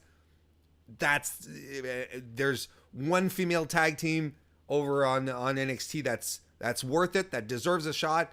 Mm-hmm. I think the WrestleMania moment will come with Beth and Natalya doing crazy stuff. Look, Beth Phoenix was fantastic. She held their match, the match they had on Raw this last Monday. She held it together. She was unquestionably the one who outperformed everyone. So I'm really looking forward to it, and I think that will be a moment in and about itself. So I have Boston Hug retaining. Joe, what do you think? Well, I had Boston Hug retaining, but I completely forgot about the whole Sasha doesn't retain her titles everything. That kind of has me second guessing a little bit. So, are you going to go with the charisma vacuums then? I'm assuming the charisma. Nia and Tamina. I thought so, yeah. Yeah, you can't call the Iconics charisma vacuums. They're full of charisma. Oh yeah, absolutely. I'm gonna go with my gut and stick with Boston Hug, but that's definitely something to keep in mind, the whole bad streak thing.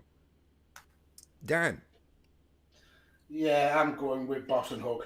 I think it's too early and too new of a title to be hot-shotting it straight away. I think Beth Phoenix and Natalya are going to give the match a little bit of legitimacy. They're going to make the Boston Hug Connection look really strong, and then hopefully we'll get, like you said, the Scar Pirates. Although after last night, I'm thinking that they might be having a match against each other. Mm-hmm. Anthony? Warren, you said it might be a secondary concern with them making sure that Sasha doesn't continue to lose titles that she can't keep. She's already defended this title successfully twice, right? The primary concern of WWE is how the fuck they can hotshot tag team titles everywhere. Divas of Doom, they will lose the titles on Monday night after the Monday Night Raw after WrestleMania, and we'll never even remember really that the Boston Hug Connection didn't hold the belts for a very long time. All right. Okay, cold water, Anthony. Thank you for playing. I agree with all of y'all's points. I do. If Boston Hug win on Sunday, that's the best thing for that title. But at some point, I could even see them having Divas of Doom hold it for a while and just split Sasha and Bayley again, because you need singles competitors in the women's division, because there are no contenders right now for whoever wins on Sunday in the main event. No, that's a good point. And we've seen flashes of NXT Bailey recently, which is always good for the soul. Thank And God. as long as Sasha Banks doesn't do springboard arm drags, we are fine, or at least tries to do them. Next match, we're getting up there. Roman Reigns against Drew McIntyre. In my opinion, this is the only match that was plausible for Roman upon his return. I'm glad that he's back. I'm glad he's getting another high-profile match. Drew came in really strong with in his partnership with Dolph. I feel they've cooled him down significantly, and I'm a little torn here because on one side you want the feel-good moment with Roman, but then again, Drew has all the potential to be a serious major contender for your top-tier titles. Darren, what do you think? Yeah, I am very much torn on what I'd like to see happen in this match. Obviously, we've got the amazing comeback story from Roman Reigns coming back from leukemia to win at WrestleMania. What a feel-good moment. But you could easily just have nuclear heat with Drew Galloway. If he lays a whooping on Roman and, like I said, becomes the top heel, everybody will absolutely hate him, and he'll get the kind of heat that Roman used to get before the leukemia. So I think Roman's going to win because I think Roman's going to be going back into that title picture pretty soon. But I would love to see a Drew Galloway win. I think it'd be a brilliant way to solidify him as a monster heel. Who is this Drew Galloway you speak of? What is this? What is this, Joe Anthony? What do you think? You think it's the feel good moment that we're going to get here? Roman getting a big win. I think we're going to get a feel good moment, but I can see this being a situation similar to Triple H Sheamus a few years ago, where Triple H beat Sheamus at Mania clean. But then at the pay-per-view, whatever pay-per-view came after that, Sheamus just dominated Triple H, put him on the shelf for like 6 months. I think that's how Drew can get his big nuclear heat about a month after Mania. But for Mania itself, I think this will go either way. Whoever wins is going to be a really big, spectacular hoss fight. But my gut's telling me Roman wins. I'm a little concerned, Anthony. I'm a little concerned at how the audience will react to this match, and it will depend on how Drew and Roman work together. They're two talented guys. We know that, but we also know, WWE has a tendency to sort of put, well, you can't do this, you have to do that, and creative sort of dictates how the match goes.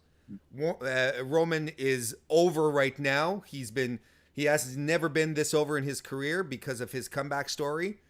But I don't want to be not overtly, I'm being overt, but I don't want to be too cynical in saying that, if Roman starts falling back into his old wrestling patterns, I kind of fear that the audience might turn really quickly on him, and then we're back to late 2017 Roman, where they're trying everything to get him over and it just doesn't work. I'm with you. I think it sucks to have to think that way, right? Because as a human and not attaching wrestling fandom to this, you want the story of man that just fought and won against leukemia to win against a big bad guy. You do. I'm super torn on this match too because of that. Do they know what to do with Roman, and are they sure that they want to go down this path again by having him already win? Yeah, I think they don't. And I think this match is going to determine the outcome of Brock versus Seth also. I think that if Roman wins, Brock's retaining. If Drew wins, Seth is winning, because I think that they can build Drew or Corbin. I think one of those two guys will be the first contender for a newly crowned Universal title holder in Seth Rollins. And the only way you can make Seth credible is by having him beat Roman Reigns on the biggest stage. Drew can take some losses. Roman 100% can take some losses, and this helps develop a comeback story where, yes, he was great in his return match with the Shield, but he looked the weakest out of all the Shield members in that match too. He looked like he was still coming back. He looked strong, but they did have him a little more vulnerable. You know, the guys that they were facing, they really targeted in on him and made it look like he was struggling to come back. He was still trying to get back in shape. I think they could do a lot of justice to Roman as a character if they have him lose here, but I think he's going to win. Yeah. Maven Glean in the chat says both would be great. Both being Drew or Roman would be great in the title spotlight, but I think Drew should get the next shot, especially if Seth wins the title later. Drew could easily put Roman away. Now that Dean is gone, I'm coming for Seth, kind of thing, Yeah. And that's that's pretty much what you said, and it's interesting that other people are thinking that way as well. So we have to pick. It's a prediction show. We have to think about the future. And I think it's interesting, Anthony, that and it really does make sense, that depending on who wins this match, it could telegraph the ending of the Universal title outcome as well. So let's say if you had to pick one or the other, would it be Roman or would it be Drew coming out of this one? I'm going to pick what I think should happen instead of thinking what I think will happen. I'm going to go with Drew winning. I think Drew wins. I think that he's the first contender for Seth Rollins. And I think that Roman is going to be held in and around the upper mid card until Mania, and we get Seth versus Roman at next year's Mania. Way too early booking, but I think that's the destination for next year. Jam. I'm thinking Roman wins Mania, then post Mania, Drew gets 1, maybe 2 wins over Roman, and then goes into the title picture. Darren? Yeah, I'm thinking Roman wins. I think WWE and Vince are going to use this fan wave of support for Roman to get him back to being the big dog. So yeah, Roman wins, and again, like Joe said, I think he's very, very soon back into that title picture. Maybe even a storyline with Roman versus Seth saying, "I never lost that title. I want it back." I also think that Vince McMahon is looking at all the fan support and he's like, "God damn it, we're finally here, pal." Oh, shit. He's gonna win. He's gonna beat that Scotsman to the ground. He's gonna kick his face in. That's what I think. All right. Yeah, okay. Next match. We've been here for a while. We've been talking about a lot of matches. Imagine tomorrow. The Miz versus Shane McMahon. Arguably. All right. Arguably one of the best built storylines going into WrestleMania right now. I think it has been close to flawless. I would go as far as to say that in the home stretch, it's been better built up than the Raw Women's title. That's your boy's opinion. But Darren, you've been sighing. Are you not excited for Shane McMahon's working punches? Absolutely not. I hated this storyline from day Really? one. From You hate day one. Yeah, Shane McMahon is not one of the best in the world. He's not even the best McMahon wrestler. I can't stand it. It's literally just a storyline to get Shane McMahon to do something crazy at WrestleMania. I hope Miz beats the absolute snot out of him. Joe.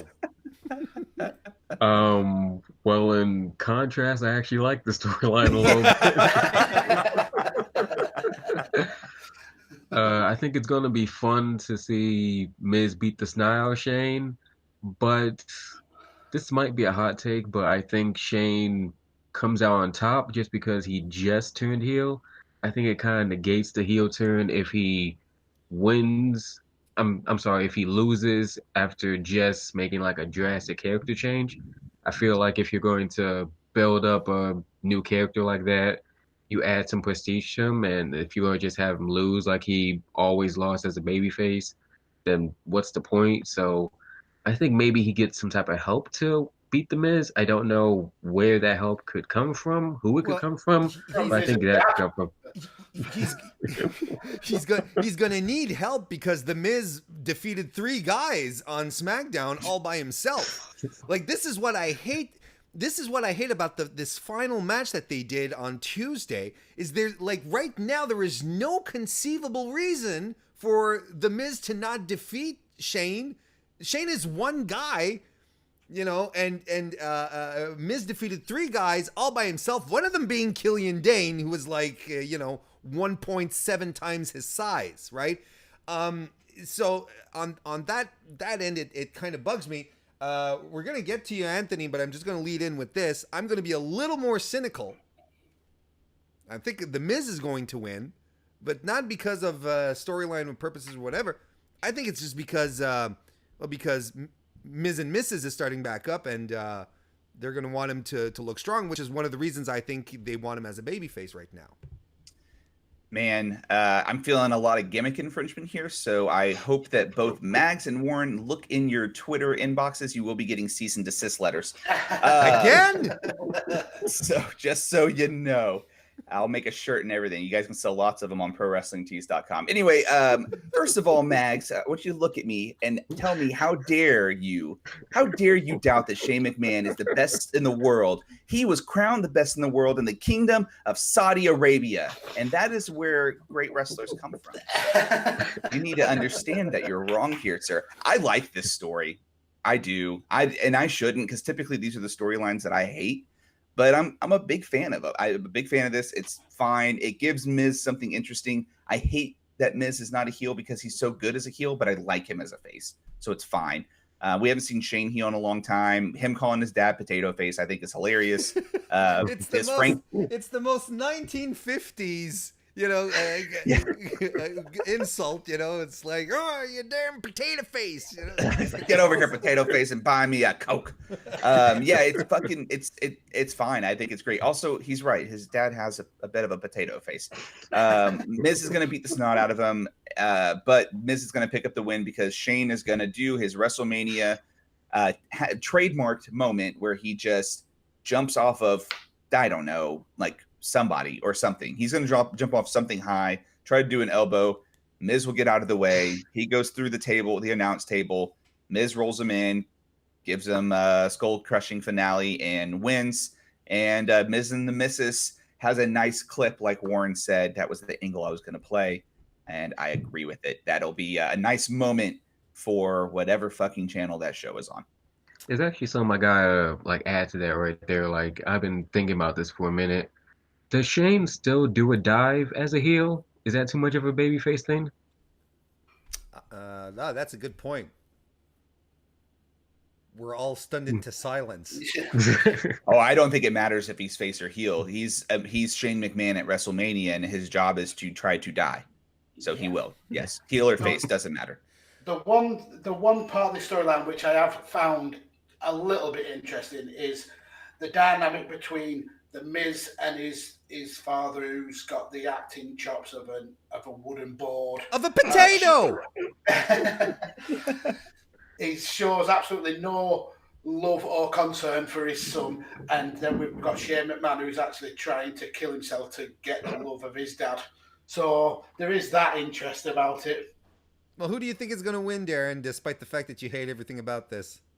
I pray to every god out there that the Miz wins, Shane McMahon loses, goes away, and we never see them sweaty, weak punchers ever again. Oh, God, I absolutely loathe Shane McMahon's working punches. They are the worst. I mean, there's cancer, and there's Shane McMahon's working punches. God. Yeah. Yes. That's a hot take. Would I have cancer or would I take a punch from Shane? I need to point out real quick, by the way, every time Max has spoken since he said Shane McMahon was not the best in the world, massive amounts of thunder and lightning are happening outside of my house. So the universe tells you to fuck off with that opinion, Max. He's the best in the world. You can pray to all of your gods like you just did. Then shout out to all the gods. We went theological here today. Angry man waved at a cloud. Might also be a reason why Brexit can't go through, right? Jeez. All right, let's move on. This is the 13th match of the evening, and my mouse cursor is acting up.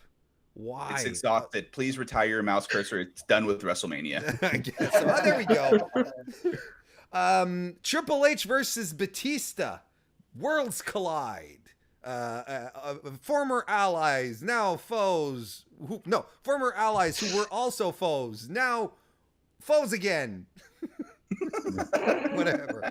As far as a Legends match goes on WrestleMania, I dig this. What do you think? Darren? Yeah, I'm all about this. This is a match that should have happened quite a few years ago. Yeah, I'm all about a Batista Triple H match. Yeah, I'm going to enjoy this match. I think Trips is going to win because I can't see him losing his career to Dave Batista, especially with all the big money events in Saudi Arabia. Triple H is going to lose a lot of paydays that way. So, yeah, I think Triple H wins, but it's going to be a match that I'm really interested in. Joe, there's been the build up. There's been a lot of spittle. There's been a lot of there's actually not been all that many words, at least when you consider last week's promo. What do you think? I've actually really enjoyed the build going into it more than most builds going into Mania. And this is going to be a hot take, but I think Triple H loses this one. Ooh. I don't think he'll retire completely. He might take a year off tops. But I always really liked the story of the one thing Triple H could never do was beat Batista. And I don't know if they'll give that away, or even if they should give that away for a retirement match. Mm-hmm.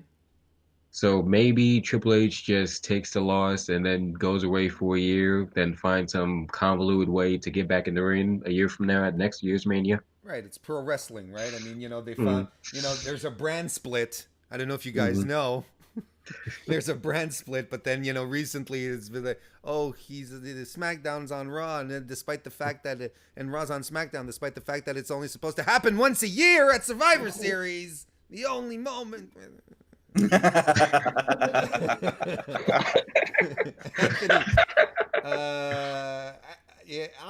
I dug this. I liked Batista coming back from the over the top. Give me what I want promo, which was hilarious, ultimately, but for all the wrong reasons. To the promo that the line that he delivered in ring last Monday, where he was like, "Hunter, I'm gonna kick your ass," which was fantastic. I'm digging this, but what I find weird is, like, clearly Batista is supposed to be the heel here, right? Or at least they're angling him to be the heel. But I love Drax the Destroyer. I don't want to boo Batista. I'm more inclined to boo Triple H, despite the fact that he's our NXT daddy. Oh, I don't like you saying NXT daddy. That feels like a different kind of podcast. Oh no! You're one of those Twitter bots that keeps cluttering up my goddamn timeline for one days. I think this build has been fine. You can't expect much out of a Legends build, really. I mean, I don't think anyway. But Batista and Triple H have an intriguing story from the very beginning, which is that Triple H has never beat Batista. I do think Triple H wins here. I think he helped, Ric Flair is probably going to make some kind of appearance and he'll win for Daddy Flair. Since I'm still throwing around Daddy right now. That's what I'm going with. Yeah, that's what I'm going with right now. But I think it'll be fine. I think that maybe if Guardians of the Galaxy 3 didn't win, I could see Batista winning here. because they could use him for more matches. But this is a one and done for Batista. He goes out on his back. He gets the retirement he wants, and he can be at peace with the way he leaves wrestling, and is a much more successful movie star than John Cena even. And he's got Marvel ain't ending after Endgame, and I would imagine Guardians of the Galaxy certainly ain't ending anytime soon. So it's not like he can come back and wrestle. Not often. We don't even see Jonathan Cena come back very often. So. What are you telling me that you did not appreciate John Cena's motion picture feature Fernando? You didn't think there was anything? No, but I did appreciate his appearance in Blockers, which was fucking hilarious. Really? Oh man, it's a funny movie. My kind of film. That's all right. Okay, so Anthony has Triple H winning. I think Joe as well. Darren, Triple H. Trips for me, yeah. I was thinking Batista wins. Oh, you were thinking Batista. Sorry, I didn't put words in your mouth. Oh, you're good. Okay. What a great host that listens to his guests, Mr. Warren Hayes, guys. Make sure you subscribe. Yeah, exactly. Quality content. I got. I think the most logical choice here is Triple H, because just for the reasons that Anthony pointed out. Batista is a movie star. He doesn't need WWE. He just wants to. Maybe one last prediction, guys? Does he come out doing the machine gun thing? Because I really want him to do the machine gun entrance. He's got to. He's got to. Doesn't he? He has to, right? Yeah. Yeah. Mm-hmm. Yeah, I know. Anthony's like, yeah, I'll just say yes so we can move on to the next topic. Yeah, it doesn't really matter to me one way or another. Well, instead of the big pyro, just one guy behind him with a little firework. Like a little sad firework. Yeah. All right. Next match. Okay, now we're in the main title matches here. We're gonna go with the Universal title, which is actually positioned as third from the top on WWE.com, guys. This is interesting. Universal Champion Brock Lesnar, which, just seems to go together now these days, against challenger Seth Rollins.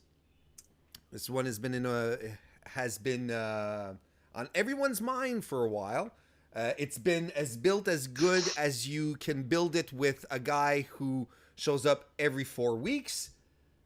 I think. Joe, Anthony, do you want to lead us in with some thoughts here? Sure. This is another build that I haven't really cared for too much, but in this case, I'll let it slide because, like you said, Brock only shows up every 3 or 4 weeks. There's not much he could do with any feud he's been as champion, so I'll let it slide, which is why I think that maybe Seth could come out on top here. Like, I want to say Seth, but at the same time, my gut tells me that we get some type of swerve and Brock retains. So it's kind of weird. Like, the build hasn't made this that much gray either to call, so yeah. Anthony, what do you think? I'm fine with the build too. Like, this is one of the first times you can look at a Brock match where he's defending the title and say, like, it wasn't a bad build. It's not a particularly great build. I'm sure happier with it being this than Braun Strowman. As much as I love him, those two don't work well together. So I think this is going to be a really good match too. Brock has been putting on some pretty good matches when he has shown up lately. So I guess I have Seth winning. He stood tall on Raw, and it's really, really hard to pick him to win now. Darren, what's interesting about this match here is, well, Anthony sort of touched on it earlier on when we were talking about Drew and Roman. It's interesting to think about what this represents moving forward. Like, depending on whoever wins, you can ultimately draw a line, I think, right into SummerSlam as to who the next credible opponent can be. So, the implications are a little more, and especially regarding the Universal title, which we all have Brock Lesnar fatigue a bit. We do want to see it move around, change up a little bit. how do you feel this might translate, the win here, whoever wins? How do you feel it might translate moving forward, at least into SummerSlam? We won't talk in a year from now, but at least into SummerSlam, which is the next big show. Yeah, like I mentioned in the Drew versus Roman talk, I think that there's a storyline with both of, of those competitors. You can always have the big bad heel Drew versus the babyface Seth Rollins, or you could have Roman saying, "I've come back for the title that I never dropped." So there is the potential of a storyline either way. I think with Brock being in the UFC Octagon not long ago, and obviously there's been a lot of talk of him fighting Daniel Cormier. I think the time is right that Brock is going to go. I think Seth is going to win, and either way, we'll have a great feud in Drew versus Seth, or we'll have a great feud in Drew versus Roman going forward. I have a tendency to concur. Personally, on my end, I have Seth nonetheless, and it's terrible booking on my part because as we're going to move on, spoiler alert, all the baby faces are winning the titles. It's poor booking on my part, but I really do think I think Seth is going to win it. He's been the workhorse of Raw. He's carried it. He's carried the show even when Roman was there, and especially once Roman was gone. He's the centerpiece. I don't know. I see nothing but feel good moments when we start moving up the card. Joe, who's your pick? I'm gonna go with Seth. Anthony? Yeah, I have Seth. There's another reason behind it too. That's let me take my gimmick back. A little Smark moment here. A Smark opinion here. Seth Rollins is the one. Seth is the one guy that if he stands tall, that doesn't necessarily mean he's going to lose. It's Seth. He's been on top for a long time, or he's been near the top. But they use Seth so much in public appearances for WWE lately that he's on ESPN all of the time. He was just on Jimmy Fallon this week. He was the last guy they brought out when they were doing Wrestling Superstars read kid insults, which was a hilarious segment, and everyone should watch it. But Seth holding that belt does good for them, especially in a year when they're about to have he's not on SmackDown, but he still can talk about them going into Fox. And now they're going to have a studio show on Fox Sports 1, 2. Seth is the guy you want to hold that belt and to be leading that PR charge. You want him and The Miz leading that charge for the WWE. They are the best PR guys they have. Darren? Yeah, I'm going with Seth Rollins. Yes, definitely. Seth Rollins. I think Anthony made some great points there. Seth is a guy who you could trust as the face of a company, and alongside the Miz, you've got two people there who can take the WWE forward into this big bad Fox deal that they've got. I agree. Seth, he carries himself like a pro, and I think he has that scrappy appeal. I think there's a reason why they sent him to Fox Sports, or not Fox Sports, excuse me, ESPN a lot, because first of all, he's a legitimate sports fan. He loves his sports and he knows how to talk about it, and he just looks like a dude. Like, he has that scrappy attitude, where it's like, yeah, I could talk sports with this guy anytime and just have fun with it. I think he's relatable on that front as well. Seth literally looks like every guy that goes to the dive bar that I frequent. If Seth Rollins walked into that dive bar, walks in, and I saw him, I'd be like, oh my God, it's Seth Rollins. Oh wait, he totally looks normal here. This is weird. So basically, you're the guy who stands out in the dive bar. It's because of my flattering physique. That's why. All right. So let's move on. Another match. Another big one. WWE Champion Daniel Bryan defending against Kofi Kingston. I think that there's something to be said here about how this was handled. There's been... I'm just going to gloss over it because everyone and their mother has talked about how WWE was remarkable in listening to the room, finding a match here that people would care about, something that they definitely didn't have planned and just went and dove right into it.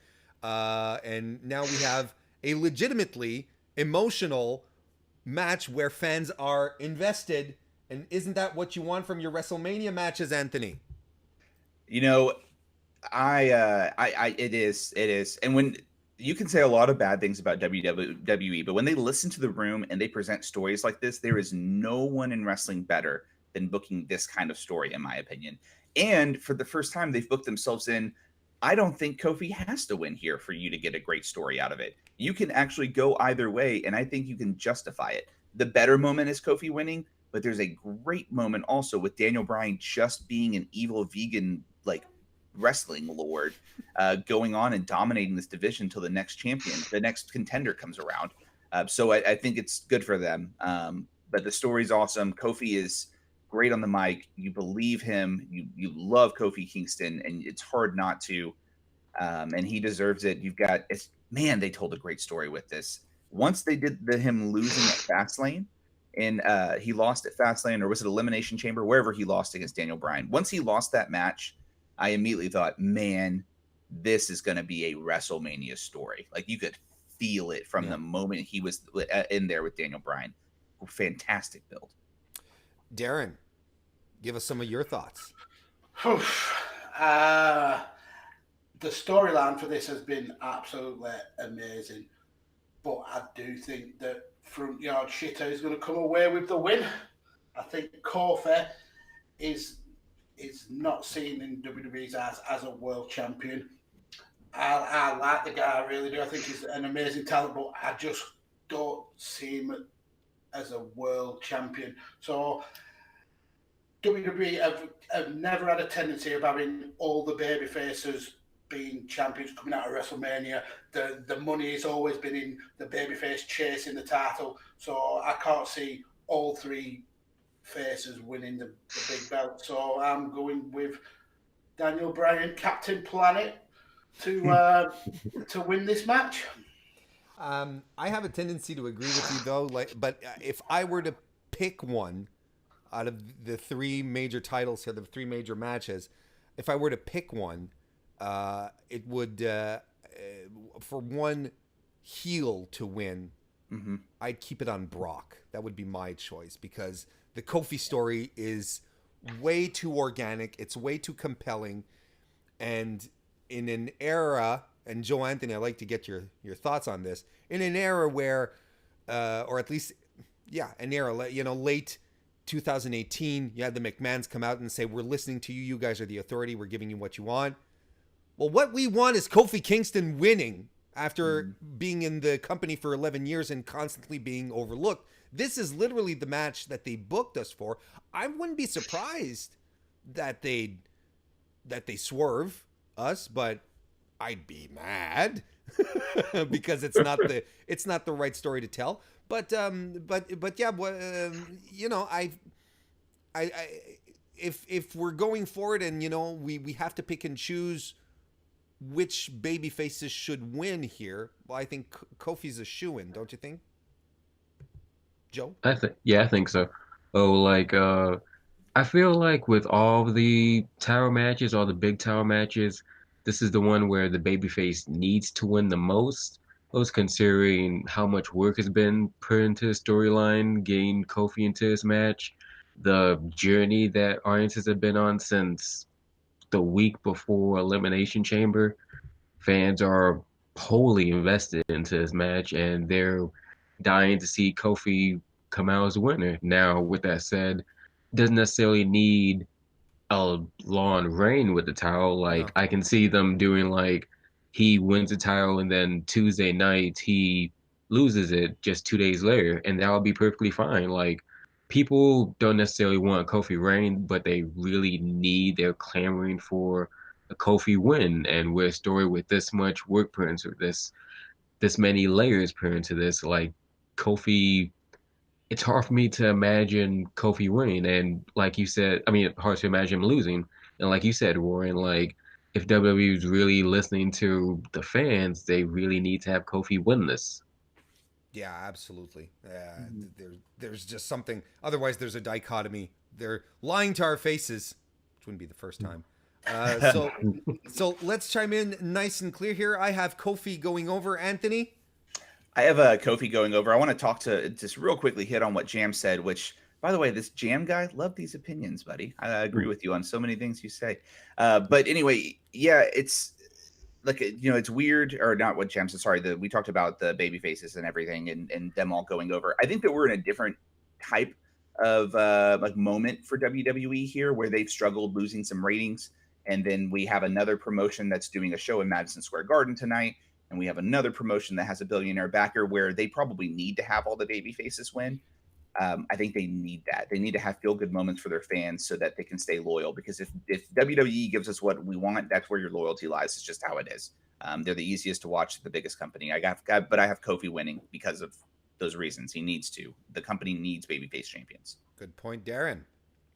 Who do you have coming out? I have Daniel Bryan winning this, and I just don't see WWE having 3 feel-good moments all in a row. I think we'll have at least one heel of a champion. And if Brock was staying, if I felt like Brock was staying, then yeah, I'd agree with Warren saying that Brock will be the person who I'd keep the title on. But I've got a feeling that Brock is definitely going. So it's an easy pick for me that Daniel Bryan will be the one who I'd keep a heel champion. Joe, you've got Kofi? Got Kofi. There you go. All Pancakes for everybody. Pancakes for all. Except for me. Except for you. I like any pancakes. You get gruel. All right. The main event. Guys, isn't this a sight for sore eyes, though? Women in the main event of WrestleMania. It's a big deal. Ronda Rousey, Raw Women's Champion, versus Charlotte Flair, SmackDown Women's Champion, versus the man, Becky Lynch, the People's Champion. And it's a winner takes all. Whoever wins here walks out with both titles. Becky wins, right? Who wants to jump in? Has to be. There's I'm sorry, guys. There's no other story that can be told. I don't have a whole lot to say beyond that. There will be a revolt in this goddamn football stadium if Becky doesn't win. This would be awful for the audience and the product when Ronda retains. I agree with that. Oh, Joe. Okay. I was just going to say I agree with that, but I am going to say that I think Charlotte wins this. What? I have a reason. A few reasons, actually. So, from where I've read, the original plan was going to be Charlotte versus Ronda, right? And then Becky got amazingly over to a point that they just couldn't deny her in the main event. Now, they've twisted their original plans a little bit to include Becky, but would they twist them enough to give us a different destination? Would they change the trajectory of the storyline to put Becky in the match? Or will they do it enough to have Becky get the win, is what I'm trying to say. Like, I feel like they'll give us Becky in the match to satisfy us, but ultimately, plan stays same. Charlotte is the first ever women's WrestleMania main event winner. I don't like the sound of it. I think Becky should win this, but my gut's telling me that Charlotte wins this. Anyone want to take this one on? Yeah, I think he's wrong. I definitely think he's wrong. I've got to echo what Anthony said. If Becky doesn't win this, there will be a goddamn riot. Everybody wants a Becky as the women's champion at WrestleMania.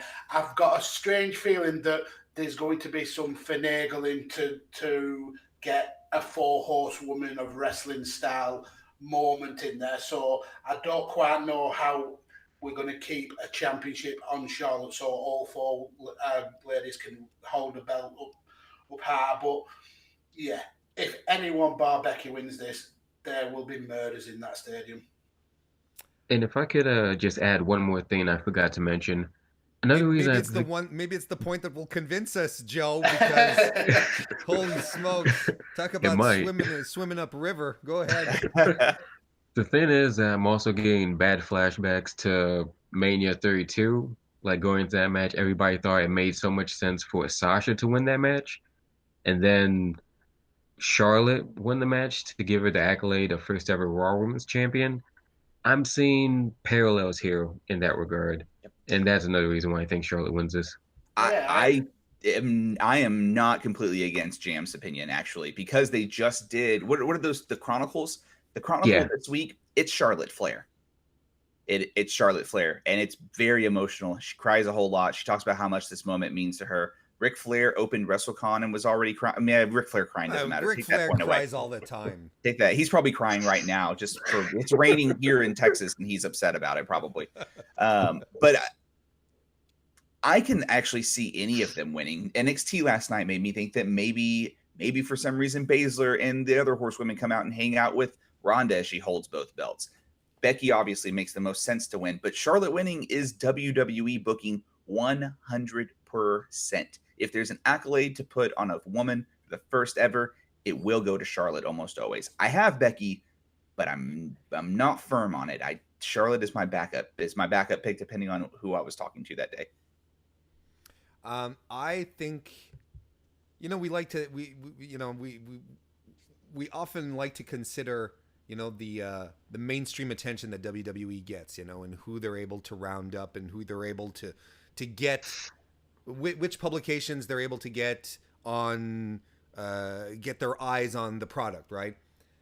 I feel like Becky has opened up new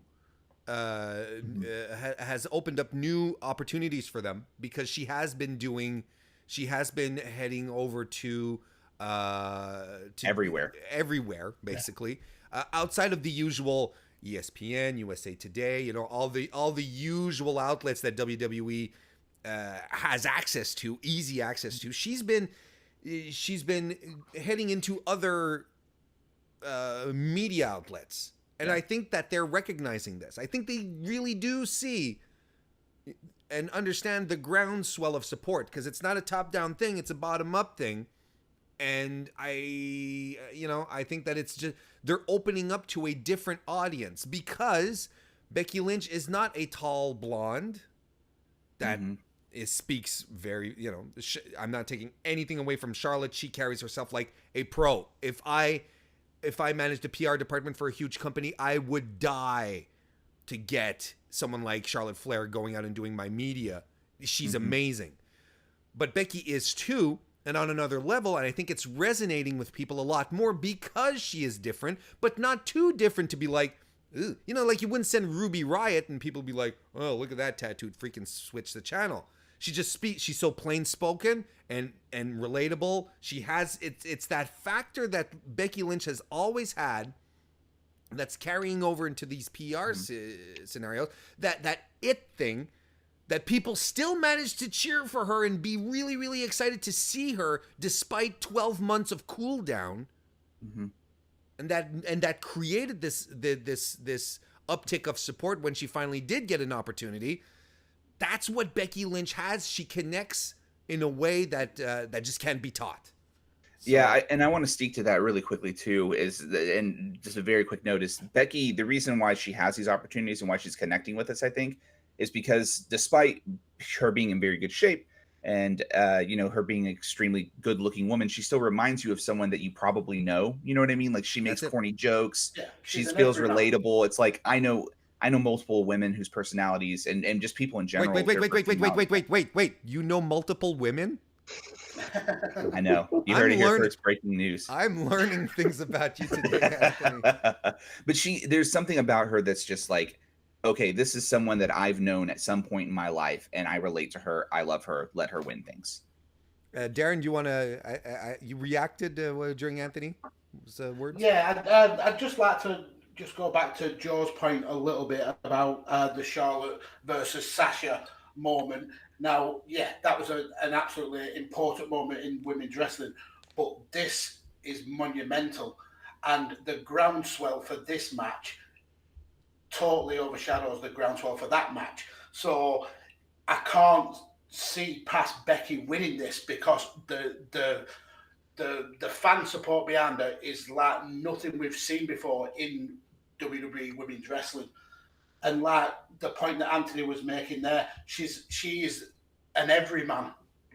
People know someone who is like a Becky Lynch, so she's the champion that everybody wants.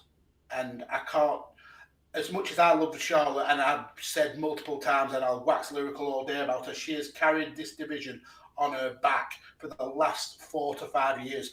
And she more than deserved to be in this match. And when there was a massive backlash about her being in this match, I went out on a limb and said, no, this girl deserves to be in this match. But Becky deserves to win this match. And there's actually people in the chat that are echoing the same sentiments as Jam. You know, Charlotte, Tina's Cupcake, actually, saying Charlotte is their golden girl. I'm so afraid this will be WrestleMania 32 all over again.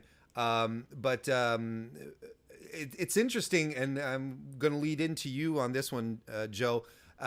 It's interesting, you know, we're talking about Charlotte, we're talking about Becky, but there's a third woman in here. You know, there's, you know, who may be a little cuckoo, little unique, a little bit of an oddball, but she's still there. What happens to Ronda Rousey in this situation? Let's say, regardless of who wins. I mean, you know, it's Becky, but regardless of who wins, what happens with Ronda, Joe? Well, I think when Charlotte wins this match, I'm thinking that stick to your guns. I'm thinking that somehow Ronda is going to take the loss, and I could see her taking a break for a little bit. Like, it's not like she doesn't deserve it. Like, she's been holding the title for like a year or so. She's been at every other show, every other pay-per-view nonstop. She's kind of been a workhorse in a way. She's had fantastic matches with Nia Jax. That's got to be worth something.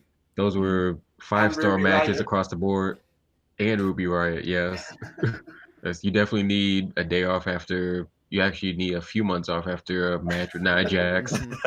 So I could see her going away for a little bit, but I think she'll still have a great showcase in the match. Like, she's a phenomenal athlete. She'll be great, but I don't see her winning the match. No, I don't think there's any way she can. No, it would. I mean, you can always see something like that you don't want to happen with WWE because they have a tendency to give you what you don't want, despite us being the authority now. But I actually don't think Ronda will look all that great in here. I think we're really going to see just how inferior her skills are to actually skilled wrestlers. Not that she's bad. It's just that Charlotte and Becky's not a ring general by any means. Charlotte absolutely is, but Becky and Charlotte work so well together that I think we're going to see Ronda really probably not look as good as she has in some of her other high profile matches. I think she will very clearly be the weakest wrestler in the match. Darren, who eats the pin in this match? Seeing that Becky wins. Oh shit. I think Charlotte God. Flair eats the pin. I don't see WWE letting the Golden Girl take the pin. And I don't actually see Ronda going away for that long, to be honest. I think we're going to be starting the push for 4 horsewomen versus 4 horsewomen very, very soon. If the talk of Ronda wanting to go and start a family is accurate, I can see SummerSlam being when we have 4 horsewomen versus 4 horsewomen. So, yeah, I see Charlotte taking the pin. I see Ronda being angry. I see the makeup being splattered all over her face. And then I see the Raw after Mania. 4 horsewomen versus 4 horsewomen starting up. Anthony, who gets pinned? Can I just not answer? No. Oh, well, shit. It's not Ronda. It's got to be Charlotte that takes the pin. No one else Becky in that wins. match. Becky wins, yeah, but no one else can afford to take the pin but Charlotte. Charlotte's the only one that can afford the loss and the pin. Joe. Charlotte wins, and oh no, Charlotte wins by the tapping Ronda or pinning Ronda. I'm taking that to my grave. So she goes over on Ronda, is what you're saying. Yes. I thought you were gonna pick on Becky, and I was gonna block you. Oh, I no. don't know how else you're going to. I was like, nope, that's suicide. That's just a bad idea. Joe has been removed from the chat. Yeah, pretty much. And Warren's channel gets reported. The apocalypse. I also think Charlotte is eating the pin from Becky Lynch. I honestly think one of the reasons they tossed Charlotte in here was to keep Ronda strong. I think that's a concern for WWE. WWE still has this vision that if you eat one pin, you look weak, which is preposterous. But nonetheless, I think they want Ronda to keep looking strong. But even on top of that, I've talked about this before. I really believe Becky Lynch, like if we want to go back to the Flair lineage, Becky Lynch is Charlotte's Ricky Steamboat. And Ricky Steamboat had Rick's number. Like he was a thorn in his side the entirety of his career. So I think this is part of that overarching story that exists between Charlotte and Becky. Since they're no longer best friends, is that Becky just knows how to get to Charlotte. She has her number. Charlotte as well. I mean, there's back and forth as possible, but I think this goes into a. I think this story it keeps on. It's like it's a lineage thing. I think Becky gets the pin on Charlotte because ultimately that's the most compelling story to tell as well. Becky versus Charlotte is this generation's Rock versus Stone Cold. Yes. These are always going to gravitate towards each other, and they're always going to have big event matches.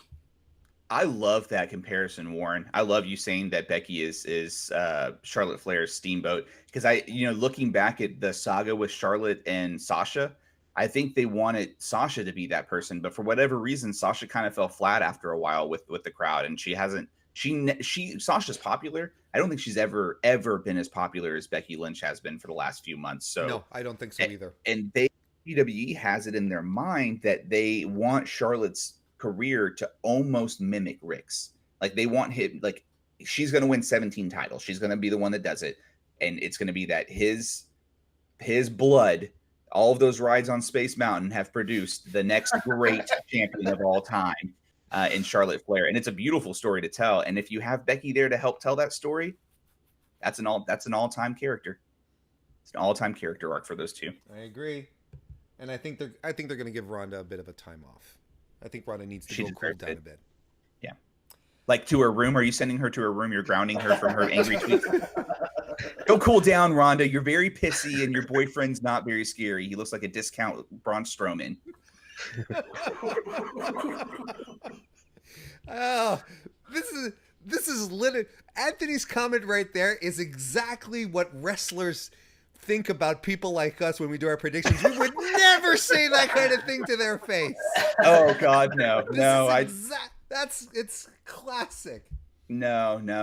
Any wrestler that I really hate, I would say, I respect your work, sir, and I'm your biggest fan. If you would like me to buy a T-shirt, I'll buy 5. Thank you. Exactly. I'd be like, Madison Rayne, oh my God, I'm so thrilled to meet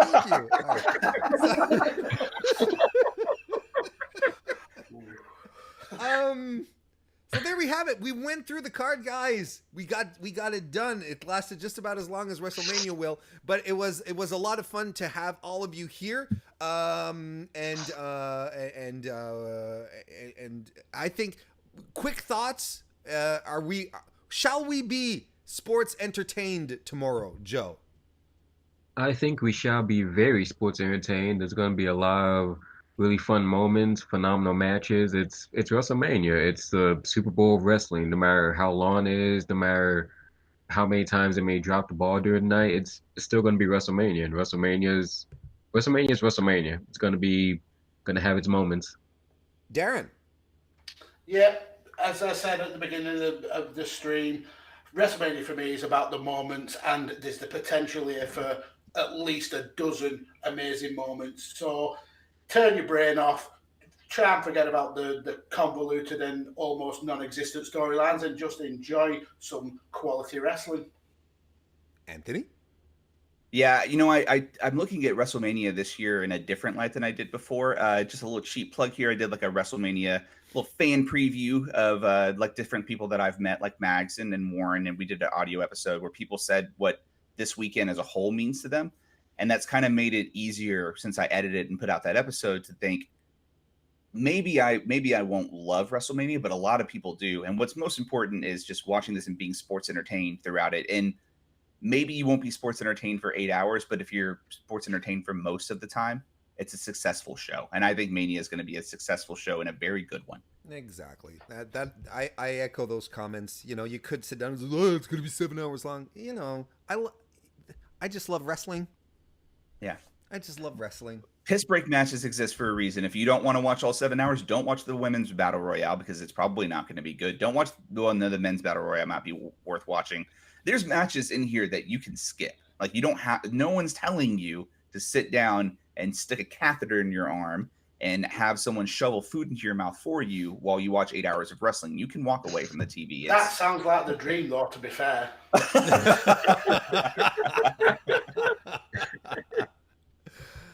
We've seen the future, Anthony. Oh no, I'm so sorry. Yeah, so there we go. We're gonna wrap this one up. I'm gonna go and get ready to watch the G1 Supercard tonight. That I'm excited about. With Anthony has his Switchblade T-shirt on, and it's sorry to say that he's going to lose like the bitch he is. We predicted this a month ago. I agree with you, fucker. Are you, Joe, Darren? Are you guys watching the G1? Who do you got in the main event? If you are. No, I'm not watching it. I have got an incredibly busy day tomorrow. I've got to be up at 5:30 a.m. to do some travelling to go to see my son's first ever MMA fight. So wow. Good luck to him. Yeah, he's going to kick some ass. He's got abs like he puts Finn Balor to shame. He's such a beast. So yeah, I've got a lot of travelling to do. I'm hoping to get back for the pre-show, but I might just miss a bit of it. And then WrestleMania here in Britain, it'll finish about 6 o'clock. So it's a 25-hour day for me tomorrow. Wow. Well, yeah. I mean, good luck to your son, definitely. Mags, and since we have you, why don't you let the good people know where they can find you on the internets and your quality, tip-top work?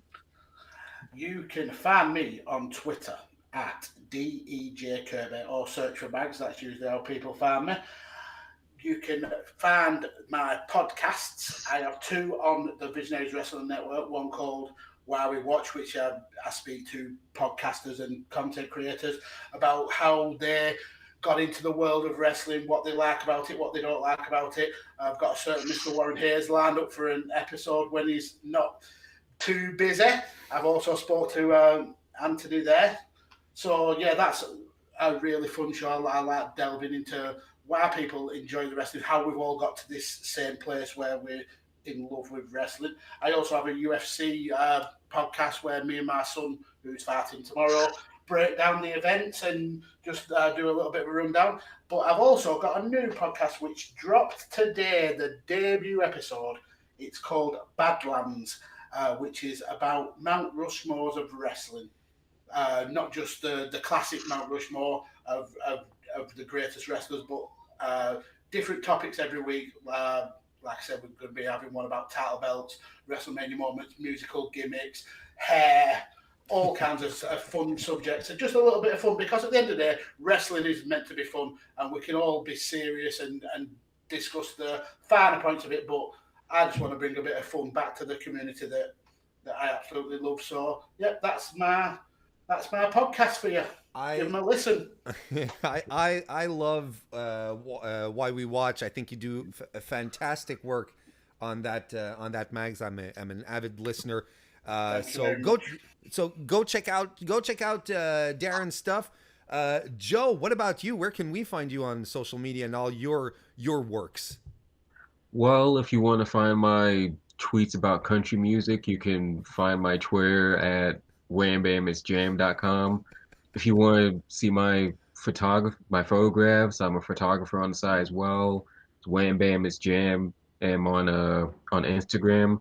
If you want to just find all my stuff in one place, it's whammammisjam.com. I'm a head editor, head writer, and I run the site for Under the Laces, a sneakerhead website. I write for Sports Radio Detroit, write for Daily DDT. I write for Bam's Back Pow, and more recently, I write for WhatCulture.com. So you can find me at all those places. Fuck. It would have been easy to just say where you haven't worked, I think. Yeah. Probably. Yeah, it's like I don't work at Taco Bell. There you go. Man, and you have a blog about sneakers? Yeah. I need to check that out. Yeah, me too. I'm very interested in that. Yep, Under the Laces. And a I'll be there photographer. next. Holy shit! I have learned so much about you, and just like. Yeah, clearly I don't sleep at all, man. Are you watching the That's why you G1? picked Charlotte. Are you watching the G1? Who do you got in the main event When's the G1 again? Is that today or tomorrow? tonight? Yeah, Tonight. I'm gonna end up missing it because I got plans after this. yeah, Yes, no doubt. He's got 400 essays to put in. But as far as the main event is concerned, I'm thinking Jay White wins just because he won the title so recently. I don't see him dropping it so soon. So Yeah. Jay White all the way. I think Jay White wins as well, seeing as I didn't get to give my pick there, Warren, before I was rudely interrupted. Someone had to say it. Yeah. On one end, Anthony's relieved because he's like, well, at least I don't get to shit on Warren again this time. Anthony, let the good folks know where to find you and your blog about sandals and flip-flops. Yeah. So unlike the previous host that was signing out, I only do one thing, and that's Smart to Death. Follow us at Smart to Death. I'll be live tweeting the G1 tonight. I'll be live tweeting everything. I've watched a lot of wrestling this weekend. I'll be doing a recap by myself here, youtube.com/Smart to Death. Please subscribe, join us. If you want to support a good old grassroots independent podcast, join me there. It'll be a lot of fun. And don't join Warren, who bailed on me for Sean Ross Sapp. Oh my That's God. right. That's right. I'm calling you out. I still love you, buddy. I still love you Yeah. too. One day I hope to have my face on your board behind you one day on the Warren board. But yeah, follow us. We'll also do WrestleMania. Yeah, it'll be a lot of fun. Listen to the podcast. We've been putting out a lot of content this week. Who you got for the G1 tonight? I have Okada, despite my shirt being Switchblade, because if Okada doesn't hold the title in Madison Square Garden at the end, then why should the Western people want to watch Okada wrestle in the G1 in Dallas? Bingo! That is the correct answer. And as on my end, well, you know where to find me and all that stuff. On Twitter at Mr. Warren Hayes, on YouTube at youtube.com/Mr. Warren Hayes, and on podcasting platforms everywhere. Just look for Mr. Warren Hayes. I'm there, and I want to thank everyone who joined us live today in the chat. I want to thank Anthony, Darren, and Joe Anthony for sticking around the entirety of this long prediction show. But it was worth it. It was fun. It was a good time. I hope you guys enjoyed it. I hope you enjoy WrestleMania as well. Thank you again for joining us. I'll see you next time.